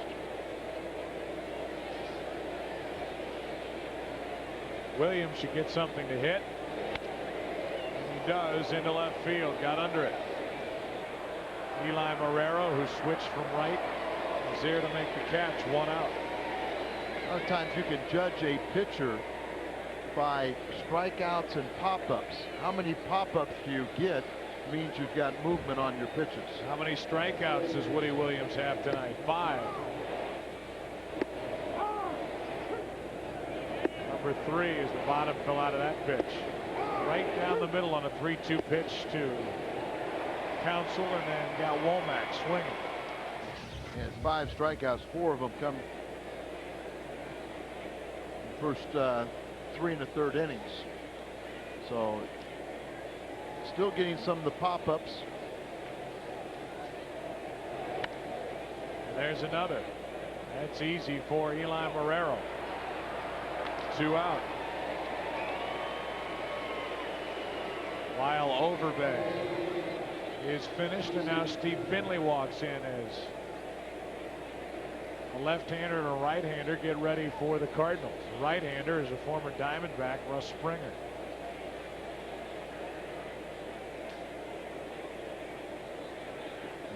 Ome, the left-hander.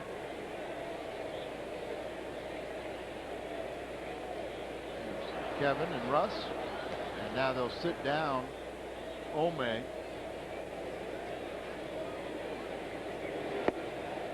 little high for ball one.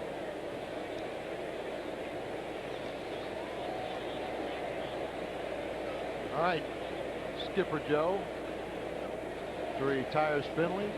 Do you say his night is through? Yes. I think I would tend to agree with you. 2-0. Moeller, the catcher, on deck.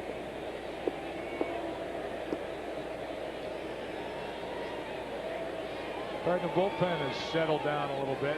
They pitched very well of late. Guys know their roles for the most part. 2-1, and really the most, from an outsider's perspective, which has been mine over the past couple of weeks, the most consistent guy I see is Eldred. I mean, he comes in and all he does is throw strikes. You take away those first two outings, he has found something. They knew he was a good competitor, but Dave Duncan said, you got to change your breaking ball. He gave him a little cutter, and he has the experience and the heart to do the rest. That's out of play. If his arm could take it, and maybe it can't, I wouldn't mind seeing Eldred be the closer until Isringhausen came back. And I know he doesn't have blow-you-away stuff, but nobody else in that bullpen does either. You know, Joe, it's an oftentimes excuse when you hear people say, well, I don't know my role. When you're down there, you know what your role is. How about Woody Williams getting around a leadoff double? And another strikeout to the list. He has 6. The Diamondbacks have only 3 hits, and the Cardinals have 5 runs to Arizona's 0. Doesn't it? I don't mean the steak burger. I mean my failing voice. You know, do your long drive inning. We'll get a winner there, and I'll tell you what. Steve Crosno is today's merchandise prize winner in the Hyundai long drive inning sweepstakes. Cardinals hit a home run in the 7th. Steve Crosno will qualify for the grand prize drawing of a Hyundai Elantra GT. Had a couple winners on the road trip in our Hyundai long drive inning. Maybe Jimmy will get you one right here.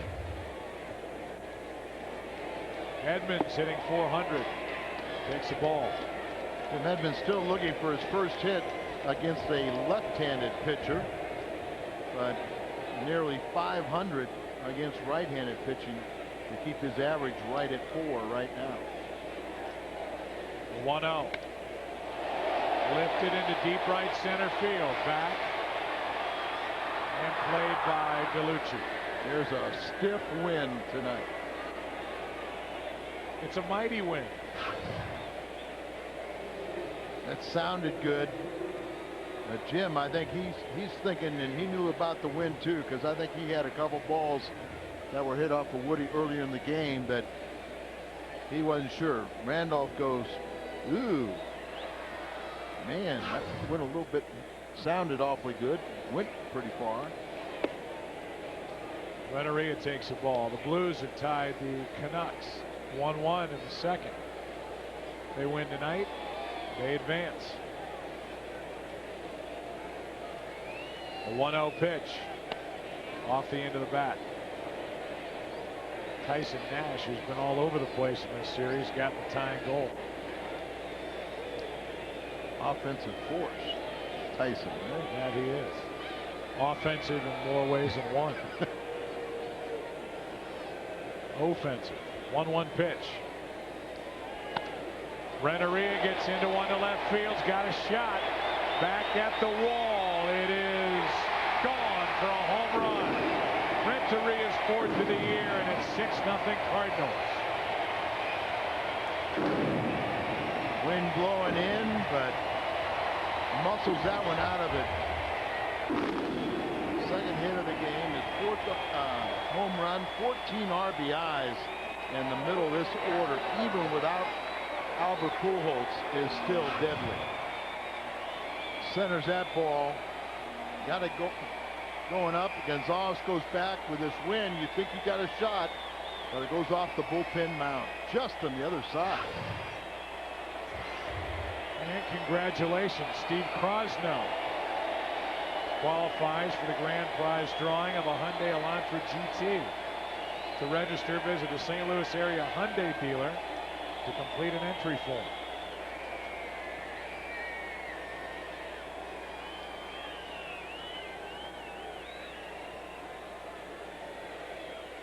Tina Martinez now with 1 out, nobody on.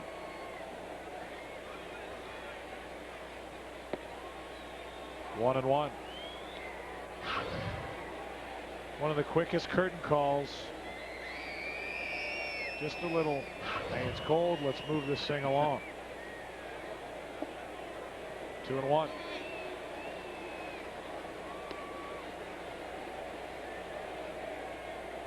Tony's troops are averaging over 11 hits a game. They have 9 in this one, over 6 runs a game, and they're sitting on 6 here tonight.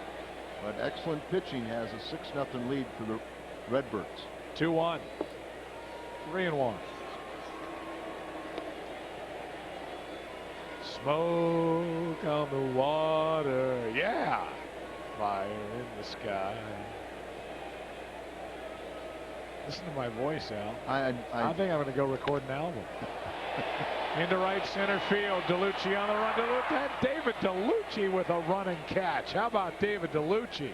Huh, Al? That ball hung up long enough for the cleanup hitter to get underneath it. David DeLucci's listed at 5'11". You're not buying that? I'm not buying that one. Al worked at a carnival back in the late 70s.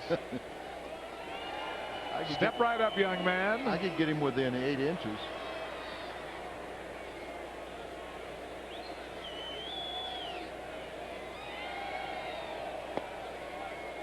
Ball 1 to Eli. Vancouver's back on top, 2-1. Todd Bertuzzi puts the Canucks back in front as they try to stay alive and come back to St. Louis. 2-0 on Marrero. Edgar Renteria ponders his 7th inning home run.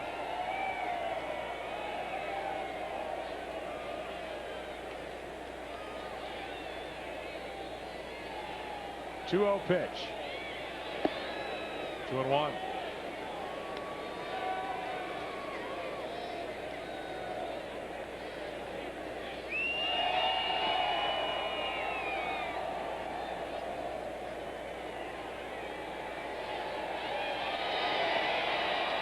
Three and one with Matheny on deck.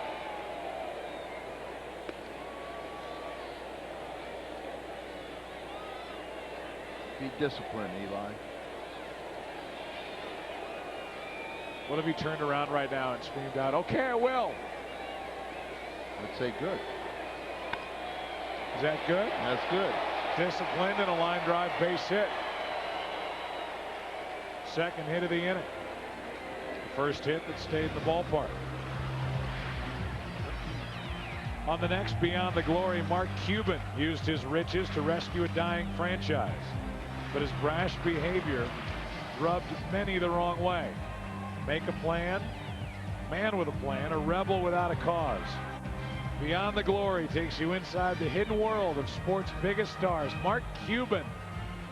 Beyond the Glory, Sunday at 8, right here on Fox Sports Net. Bob Brentley has seen enough. And he's going to go back to his bullpen.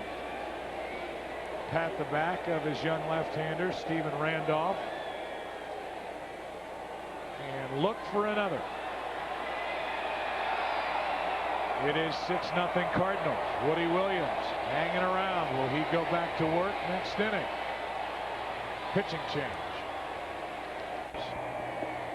An interested observer as he watches a new right-hander, brand new to the big leagues, the debut of Andrew Good. Well, he was at Double-A last year. He was 13-6 with a 3.54. He missed the entire 2000 season with Tommy John ligament replacement surgery. In '99, he was the Arizona's minor league pitcher of the year, 8th round selection in the '98 June draft is this right-hander who was just called up on Wednesday. This is his major league debut. Mike Matheny will face Andrew Good, and his first pitch in the big leagues is a strike. Albert Pujols may get a pinch hitting shot right here, and this would be the type of situation that Tony would be looking for. As remember, he can't put him in the field. Can't throw the ball. A sprained ligament in his right elbow. And a minimum of 3 weeks before he's allowed to throw.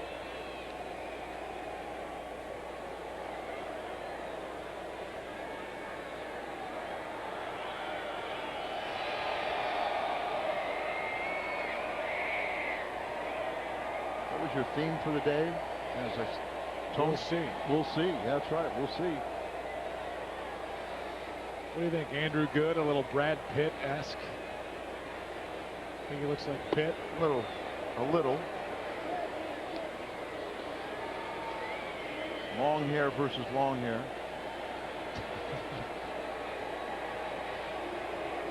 Vern Rapp wouldn't want it this way. Oh.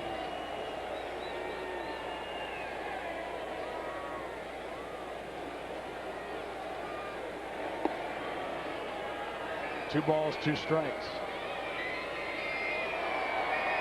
A little bit. Yeah. Brad Pitt will play Andrew Good in the Andrew Good story.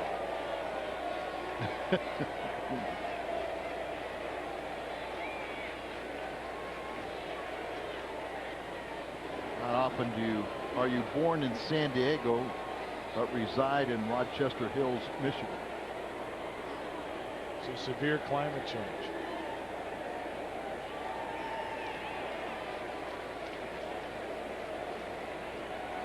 Product of the University of Michigan at the plate. Off the end of the bat. He is a Wolverine. Starting to sound more and more like Peter Brady. My voice cracking. These are the early Joe Buck years.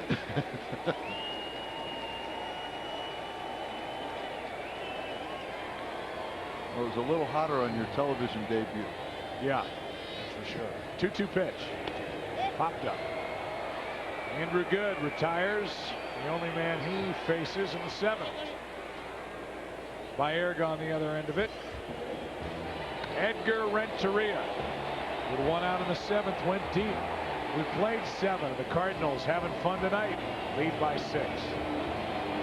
F-150 low 0% financing. Qualified buyers with $3,000 cash back on certain models.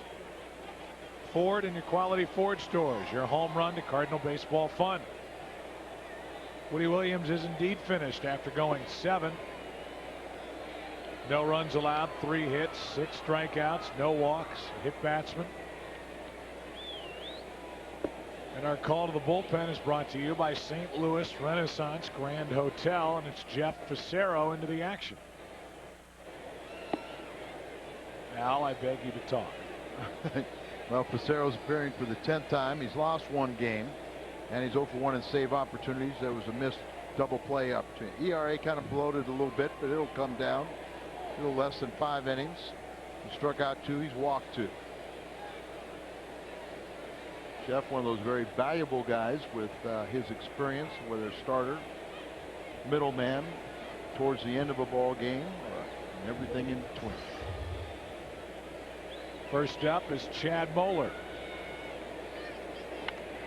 Strike 1.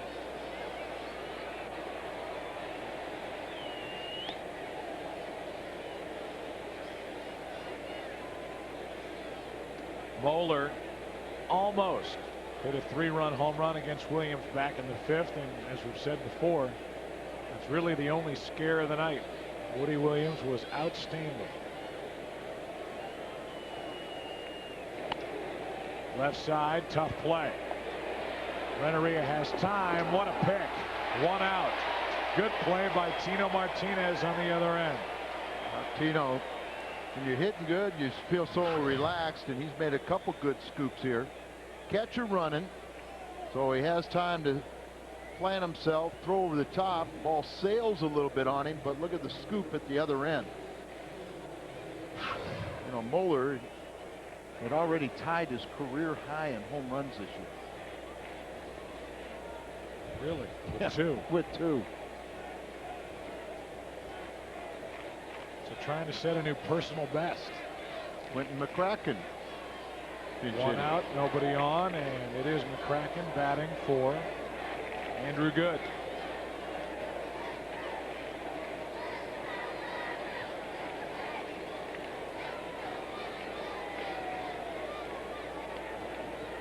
One-0 pitch. Scott Rowland. Just high to Martinez. 2 out. Edgar Renteria, Al, thanked Tino Martinez after making that dig at first base.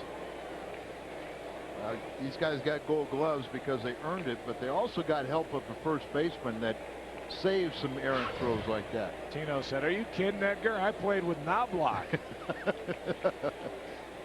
You can't frighten me."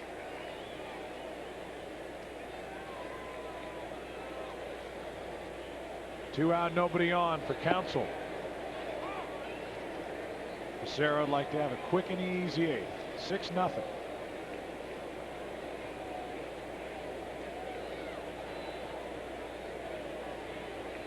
With 2 out.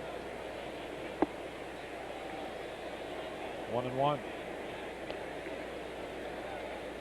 Counsell has 1 of 3 Arizona hits tonight.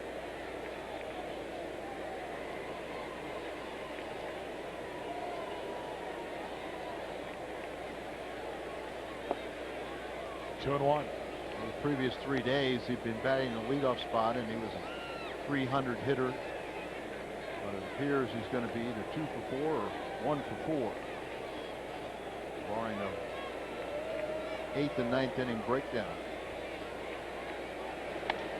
Another hit the opposite way for Counsell. 2 out base hit, and Baerga will bat. A little frightening start to this season for Arizona, not only the way they've gotten out of the gate, but then looking at San Francisco and the kind of start they've had. They're 13-2. Arizona's already 8.5 out. Well, they were 10 games out. Now, winning the last 2 days, they knocked a game and a half off it. And what are they doing here today? They're winning 3-0 in the first inning at LA. The Giants are.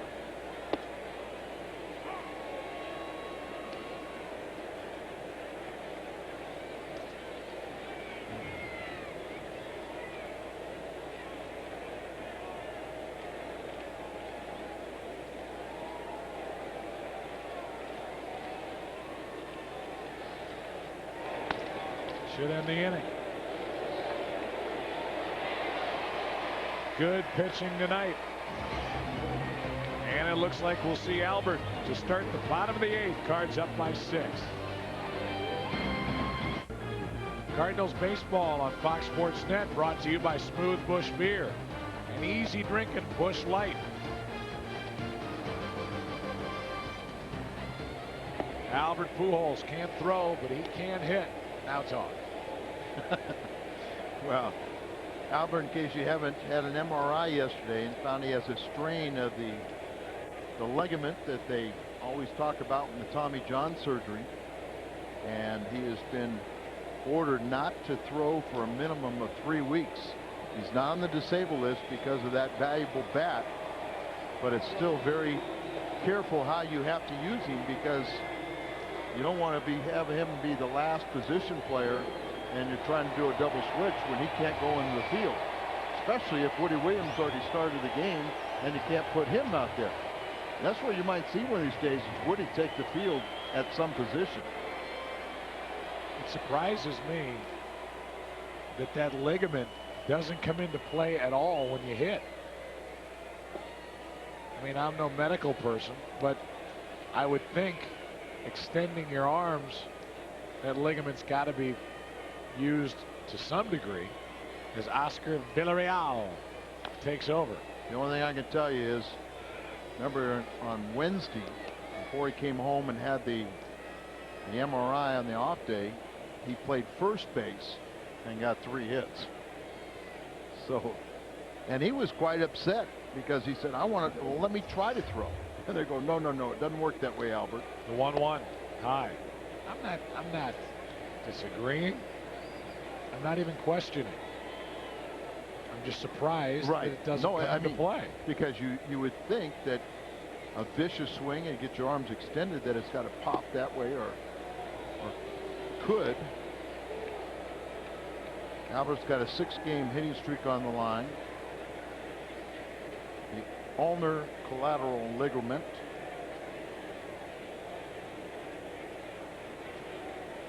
(3-1). Really affects his swing. Yeah, he shortens up, doesn't he? Yeah. He's got the sleeve on the right elbow and swinging as hard as he can. He injured it when he made a throw that was very uncharacteristic of him. It was last Sunday. A leadoff walk. Hey kids, on Saturday, May 3rd, when the Cardinals play the Montreal Expos, is Pasta House Company Coca-Cola Pennant Day. All fans age 15 and under with a paid admission will receive a pennant highlighting all past championships, including World Series, National League, and Central Division championships. That's Saturday, May 3rd, when the Cards battle the Expos. Call 314-421-2400 or log on to stlcardinals.com for tickets. Vina takes a ball. Happy 65th anniversary to Eva and Leo Curlis. Curlises from Havana, Illinois.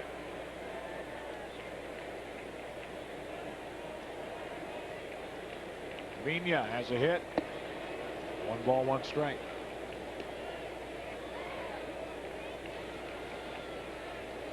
Nando missed those 6 games with a bone spur, diagnosis of bone spur in the back of his hand that kind of irritates a nerve.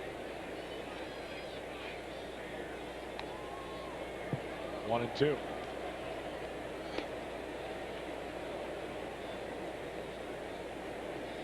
Dr. Paletta, Dr. Loomis, double the many doctors associated with the ball club, and said, you guys have been a little bit too busy of late. But maybe we can find some medical students to take care of them. I don't know where we could find them. Oh, I'm sure there's somebody in this booth that can handle things. 1-2. 2 balls, 2 strikes.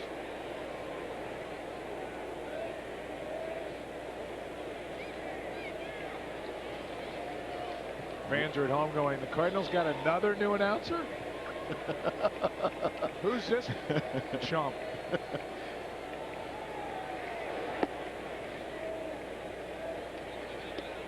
Full count. Looks like the Blues and the Canucks are coming back to St. Louis. 4-1 Vancouver. Still in the 2nd period. Villarreal.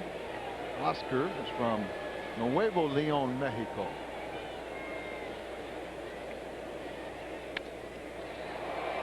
Into center, pretty well hit.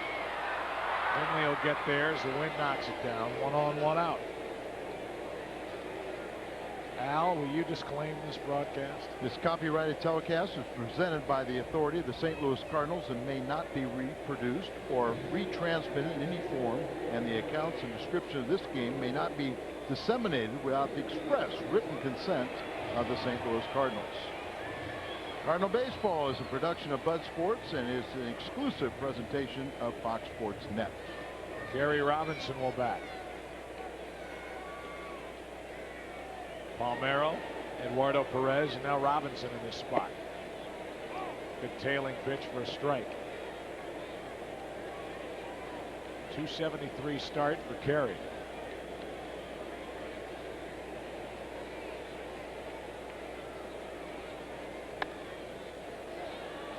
Two. So everybody talks about the age of the Arizona Diamondbacks, but they're actually much younger. And it's pitchers like this, only 21, that have brought down that age. Sure, they got the gray beards, but they got rid of. When Mike Morgan isn't there, you know your team age is going to drop significantly. They'll get only one.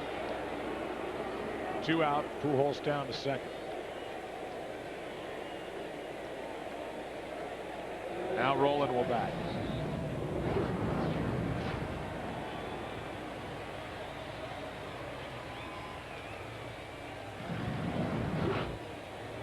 Scott Rolen, pair of walks, but 0 for 2. He's amongst the league leaders.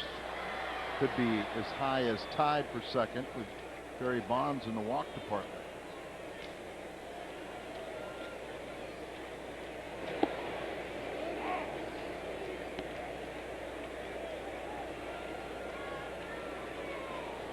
Villarreal trying to get around that leadoff walk.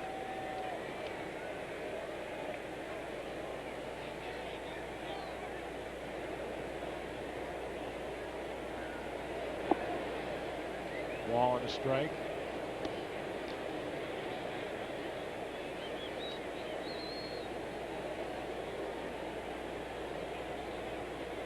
It's pretty straight away. Deep for Scott Rolen.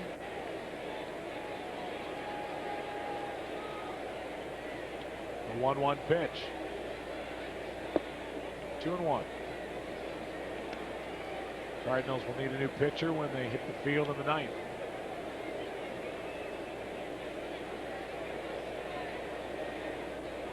Looks like Springer will be employed by Tony.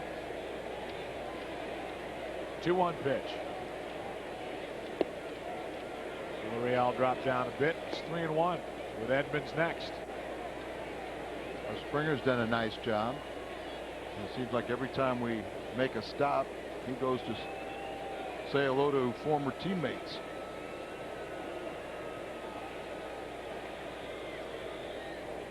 Three-one pitch. 2 walks in the inning. Edmonds coming up.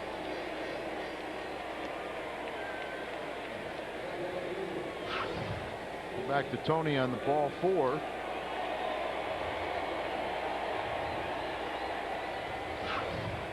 Still into the game, up 6-0. 2 on, 2 out. And we'll get a visit as they remind Villarreal what the Arizona approach is with Jim Edmonds. You want young guys to throw strikes. This is oftentimes when a veteran, many times his approach seeing a pitcher for the first time is you take a couple, but sometimes after a pitching coach goes out there and tells his guy to throw strikes, you look for that first one and you give it a rip.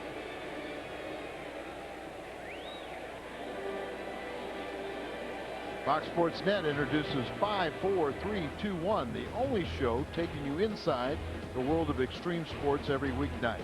BMX rider Kip Williamson, free surfer Chad Towersey, and the sexy Leanne Tweeden are the experts bringing you the entire world of extreme sports and all in one place with breaking news. The event highlights and inside features that you won't find anywhere else. 5, 4, 3, 2, 1 tonight at 10:30 only on Fox Sports Net. Ball 1 to Edmonds. See, I think the approach really is that you take pitches. See what it looks like standing in the batter's box. See what the action is on his pitches. Let him get behind the count and then groove one for you.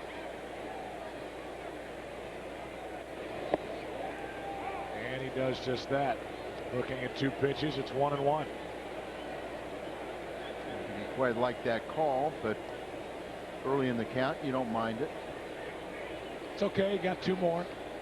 You've heard that one, huh? You got 2 more. Is that what you do at the softball league now? It's okay. You got 2 more. 2 on, 2 out. 2-1. You told your young female charges, hang with them. Hang with them, kids. We'll get them next time. That's where you lost your voice. Now drop and give me 20. Pujols the lead runner at second, rolling at first. 2 out. Already 6-0 Cardinals. Good pitch. 2-2. Villarreal stepped on the gas on that pitch. 92. That's how Renteria is starting to pick up that plan from Pujols. But he never faces the pitcher.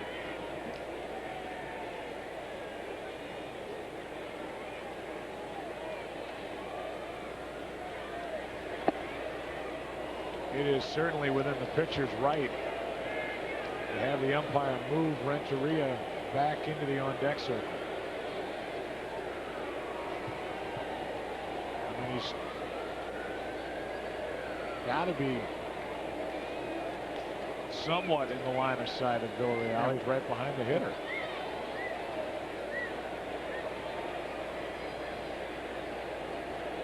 Should have Fredberg stand there. 3-2 pitch. Runners go and 3 walks in the inning.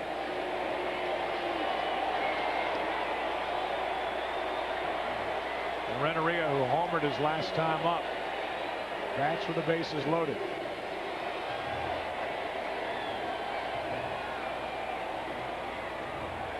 Pujols, rolling, Edmonds.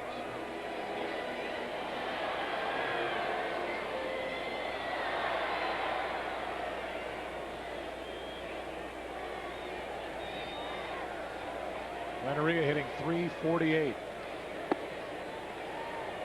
Ball 1. It was just last inning. I remember it so well. When Edgar Renteria drove one through the wind and out of the playing field into the bullpen for his 4th home run of the year. I remember it looked a little something like this. Well, we're going to definitely get a time right here. Uses hands, opens up with the hips, and hits his 4th home run into the bullpen. And right now, this young pitcher's in a world of hurt with the bases loaded and falling behind 2-0 to a hitter that loves to be in RBI situations. Well, here's a danger pitch for Villarreal. 2-0.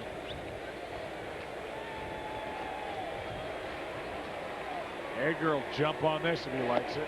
And it had a little tail to it. 2-1. 2 grand slams already in his career. He's only 27.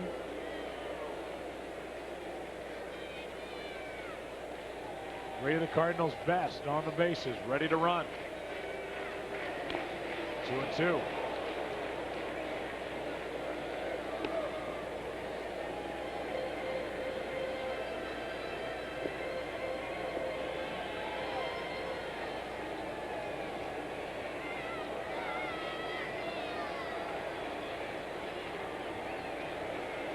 Villarreal trying to come back from a 2-0 count. Jam shot, inning over. So the Cardinals have left 10 tonight. We go to the 9th. Russ Springer will face his former organization. He'll try to finish it and get another win for Woody. 6-0. To you by Budweiser. The best things in life are the things that are true. Budweiser. Home run Renteria, number 4 on the year, made it 6-0. That was 2 innings ago. Now we're in the 9th, and Springer will try to keep it right there. And another call to the bullpen.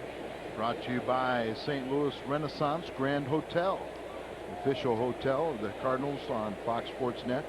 Russ Springer, last outing was Monday in Milwaukee, pitched 2 innings, only allowed 1 hit and 2 strikeouts. He's been very good this season. He won the opener, that thrilling game, and now got a little pride. You want to keep this shutout intact.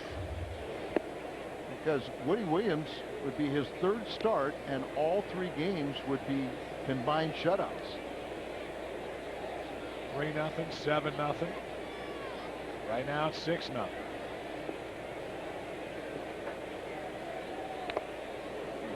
That took the mask off the home plate umpire. That's Brian Runge. 3-generation family of umpires. You can tell his is very loose. Was it Jerry Lane? Save your voice. It was Jerry Lane that, you know, got almost like that whiplash or concussion last week, being hit by a foul ball. Or was it a thrown pitch that deflected off the glove? Base hit for Gonzalez to start the inning. Pedro Martinez, if I'm not mistaken. Yeah, it was. Here's a guy not trying to hit the ball out of the ballpark, down by 6. Now just look at this. I mean, just nice and easy, making contact and then making sure you follow through with a swing.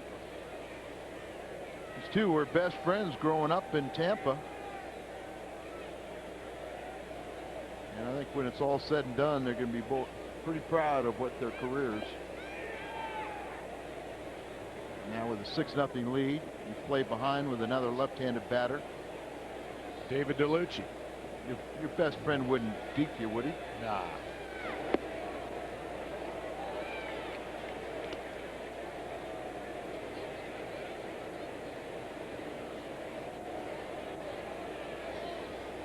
Cardinal bullpen is quiet at the moment. DeLucci, Matt Williams on deck. Good pitch. 0-2. High fastball and then a breaking ball that just kind of dropped in there for the second strike.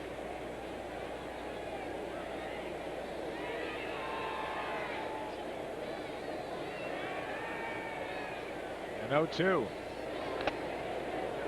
Everybody's getting hit back there. It sounded like Matheny's helmet.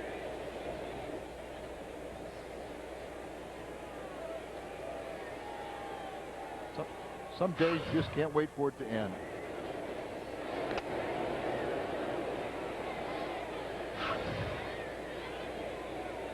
I don't know why you'd say that. Here's an 0-2. Don't you think my voice sounds great? I think it sounds great. DeLucci hitting .292.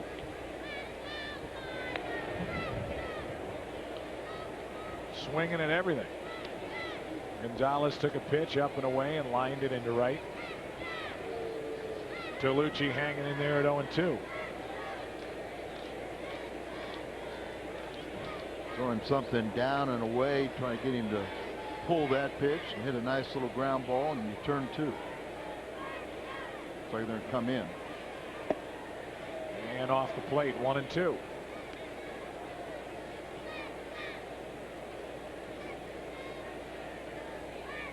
Cardinals trying to improve to 9-6. The D-backs trying to avoid falling to 5-12. Worst start they've had in their short franchise history.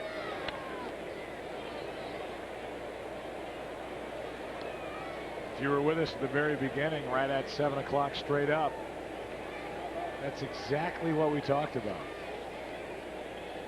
Bob Brenly trying to figure out a way to get this team going again. They've been so good the last couple of years. World champs 2 years ago. 1-2 pitch. If you throw it, he'll swing at it. And you're 1-2. You know, everything has been up. Even that breaking ball there is up. Take a pitch down and away changes the level of his eyesight, and hopefully you try and get him to pull the ball and roll over top of it. Now it's 2-2. 2-2. Got that one, was in under his hands.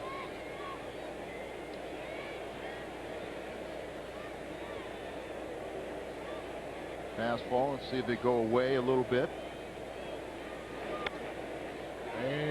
the first out of the 9th inning. Should be. Renteria, 1-on-1 out. Other people will be talking to you shortly from the studio. It's not us. Coming up right after the game on the Busch Light Midwest Sports Report, a complete Cards wrap-up plus a Redbirds injury update, and we'll hear from the newest Saint, Bernie Conwell. Now back to Joe and Al. All right, we'll be watching. 1-on-1 out. Matt Williams. Ball 1 low. Matty and Larry Walker both vetoed a trade. They sent these stars to the opposite teams. If I was Larry Walker and I was hitting the way I was hitting in Colorado, I'd have a tough time leaving too. See a lifetime, what was it, 380 hitter in Colorado? About that. And Matt Williams, remember, he went to Arizona so he could be with his children. 2-0. And he's got 3 kids from a previous marriage. That I think he told me today there's two girls and a boy. I know that's the gender, but I think it's like 14 to 8. The struggles of Springer have made Klein get up and get loose. A walk. A base hit, a pop up, a walk. Good pitching by Williams. Facero, quick and easy 8th. And now Dave Duncan will run out and talk to Russ Springer. Springer, not a man of a lot of words, from Louisiana, but I know, just throw strikes, Russ. Hit the ball down, throw strikes. You don't want to get into the heart of this order.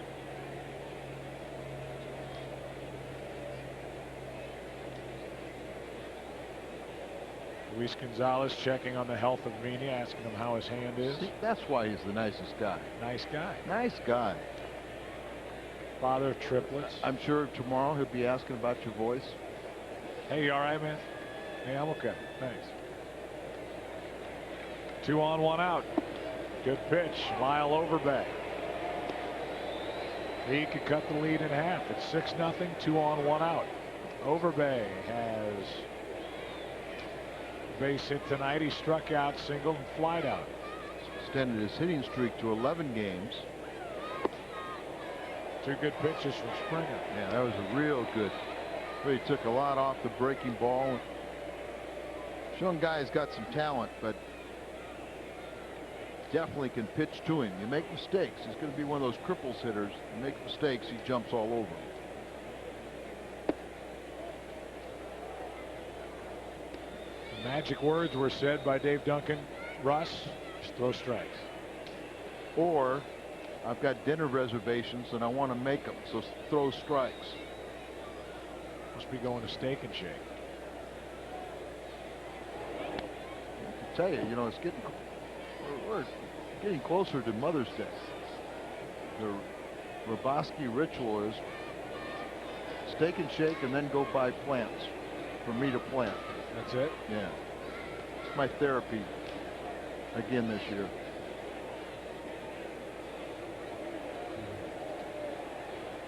We're going to be on the road for your birthday. Oh, goodness. The 1-2 pitch.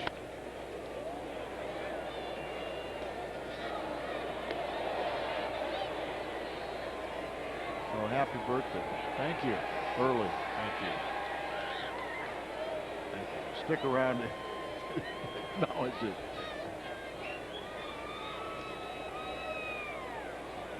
Two on as Russ Springer tries to end a 3-hour night. This game had a nice pace to it. Going to be tough to turn, and they won't. 2 out.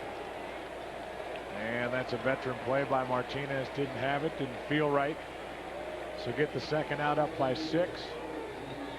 And Finley is the last hope for the Diamondbacks. Yeah, that's a tough play. You got to make sure you get one. You don't want to throw a ball away.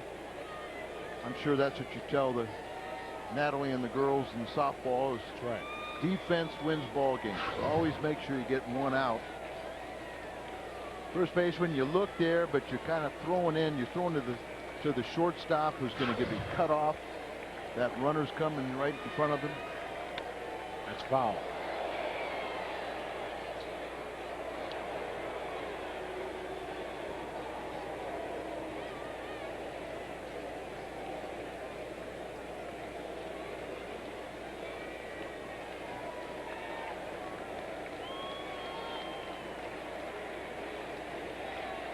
And 0-1 to Finley.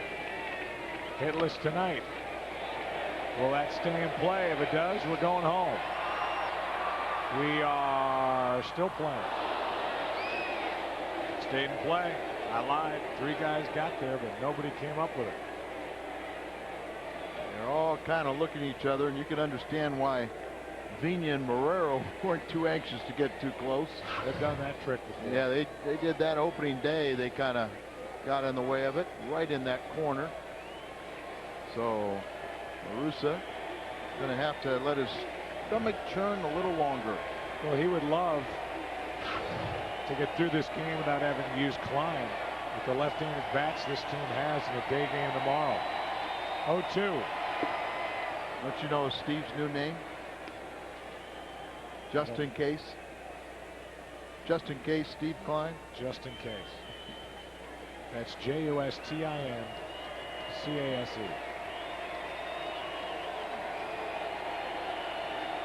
The 1-2. 2-2.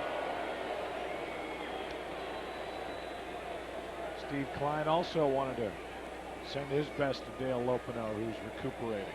He's tried to send birthday wishes to his daughter, Audrey, when she turned 1. 2-2. And Martine and Audrey up in Montreal were getting the baseball feed, and they got the Fox Milwaukee feed and not ours. So Audrey, Papa's thinking of you. She'll see. They'll get reunited soon. Finley hits it down the line and right. That ball is going to leave the park and cut the lead in half. 3-run home run, and that's going to bring Tony La Russa to the base step of the dugout, now out. That's all she wrote for Russ Springer. No shutout tonight. And the Cardinals do have to use Steve Klein thanks to this. Fastball down, arms extended, able to pull it, and hits his second home run of the year and nearly doubles his RBI total. 3-run homer, now has 7. There's still life in the Arizona dugout. Call to the bullpen is brought to you by St. Louis Renaissance Grand Hotel. So we've got a 6-3 game right here, and we'll bring in Steve Klein to get the final out. Steve Klein takes over. Al appears for the 8th time. 0-1 record, good ERA at 1.23. Opponents are hitting .208 off him. He's leading the club in saves with 3. This is not a save situation, but right now this team is just looking to add victories. It would be their 9th. They would be 9-6 if we can get the final out. It's a 6-3 ball game, and Chad Moeller is the batter.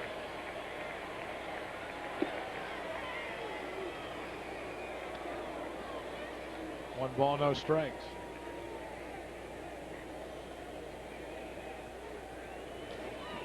Come in with a 3-run lead, you have to throw a full inning. Come in here, you would count the batter and then the on-deck batter and fall 1 short. 1 ball, 1 strike. But all they want is team victories.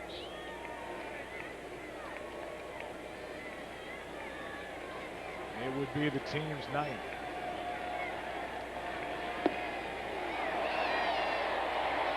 Good slider right there. Steve's a lot more consistent, and spring training, he told me he really had trouble kind of getting geared up for these games, but you can see he's got his game face on now. Really locking up a right-handed batter. And Arizona's down to their last strike.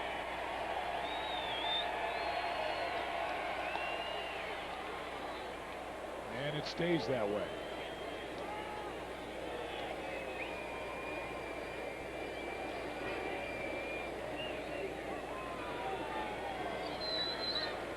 It is never easy.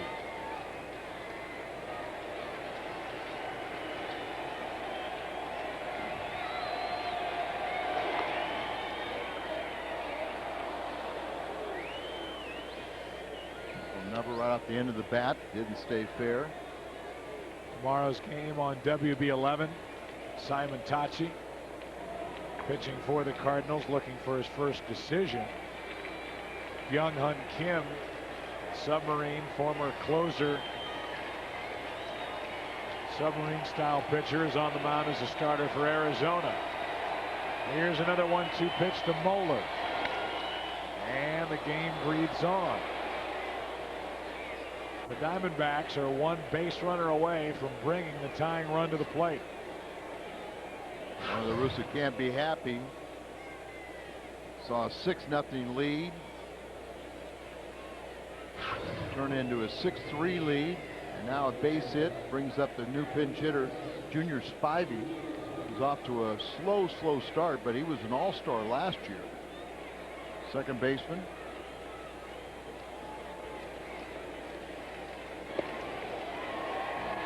If Spivey reaches, Counsell would be the tying run at the plate. He's on deck. Like Hermanson is throwing in the bullpen. And 0-1. Sometimes, Joe, you get a game like this where Woody Williams is so dominant, 7 shutout innings, then Pissarro adds the 8, and you can't do it, but it's human nature. You start relaxing in the bullpen. Again, within 1 strike of ending this night. But usually what happens is if you get in there and you give up a hit, all of a sudden then you got the competitive juices flowing and you're back on track. 1 ball, 2 strikes. That's a sinker. 2-2.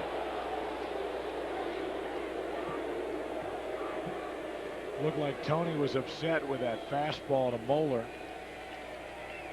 They go back to the sinker on 2-2. Should end it. Tricky little hop, and the Cardinals win it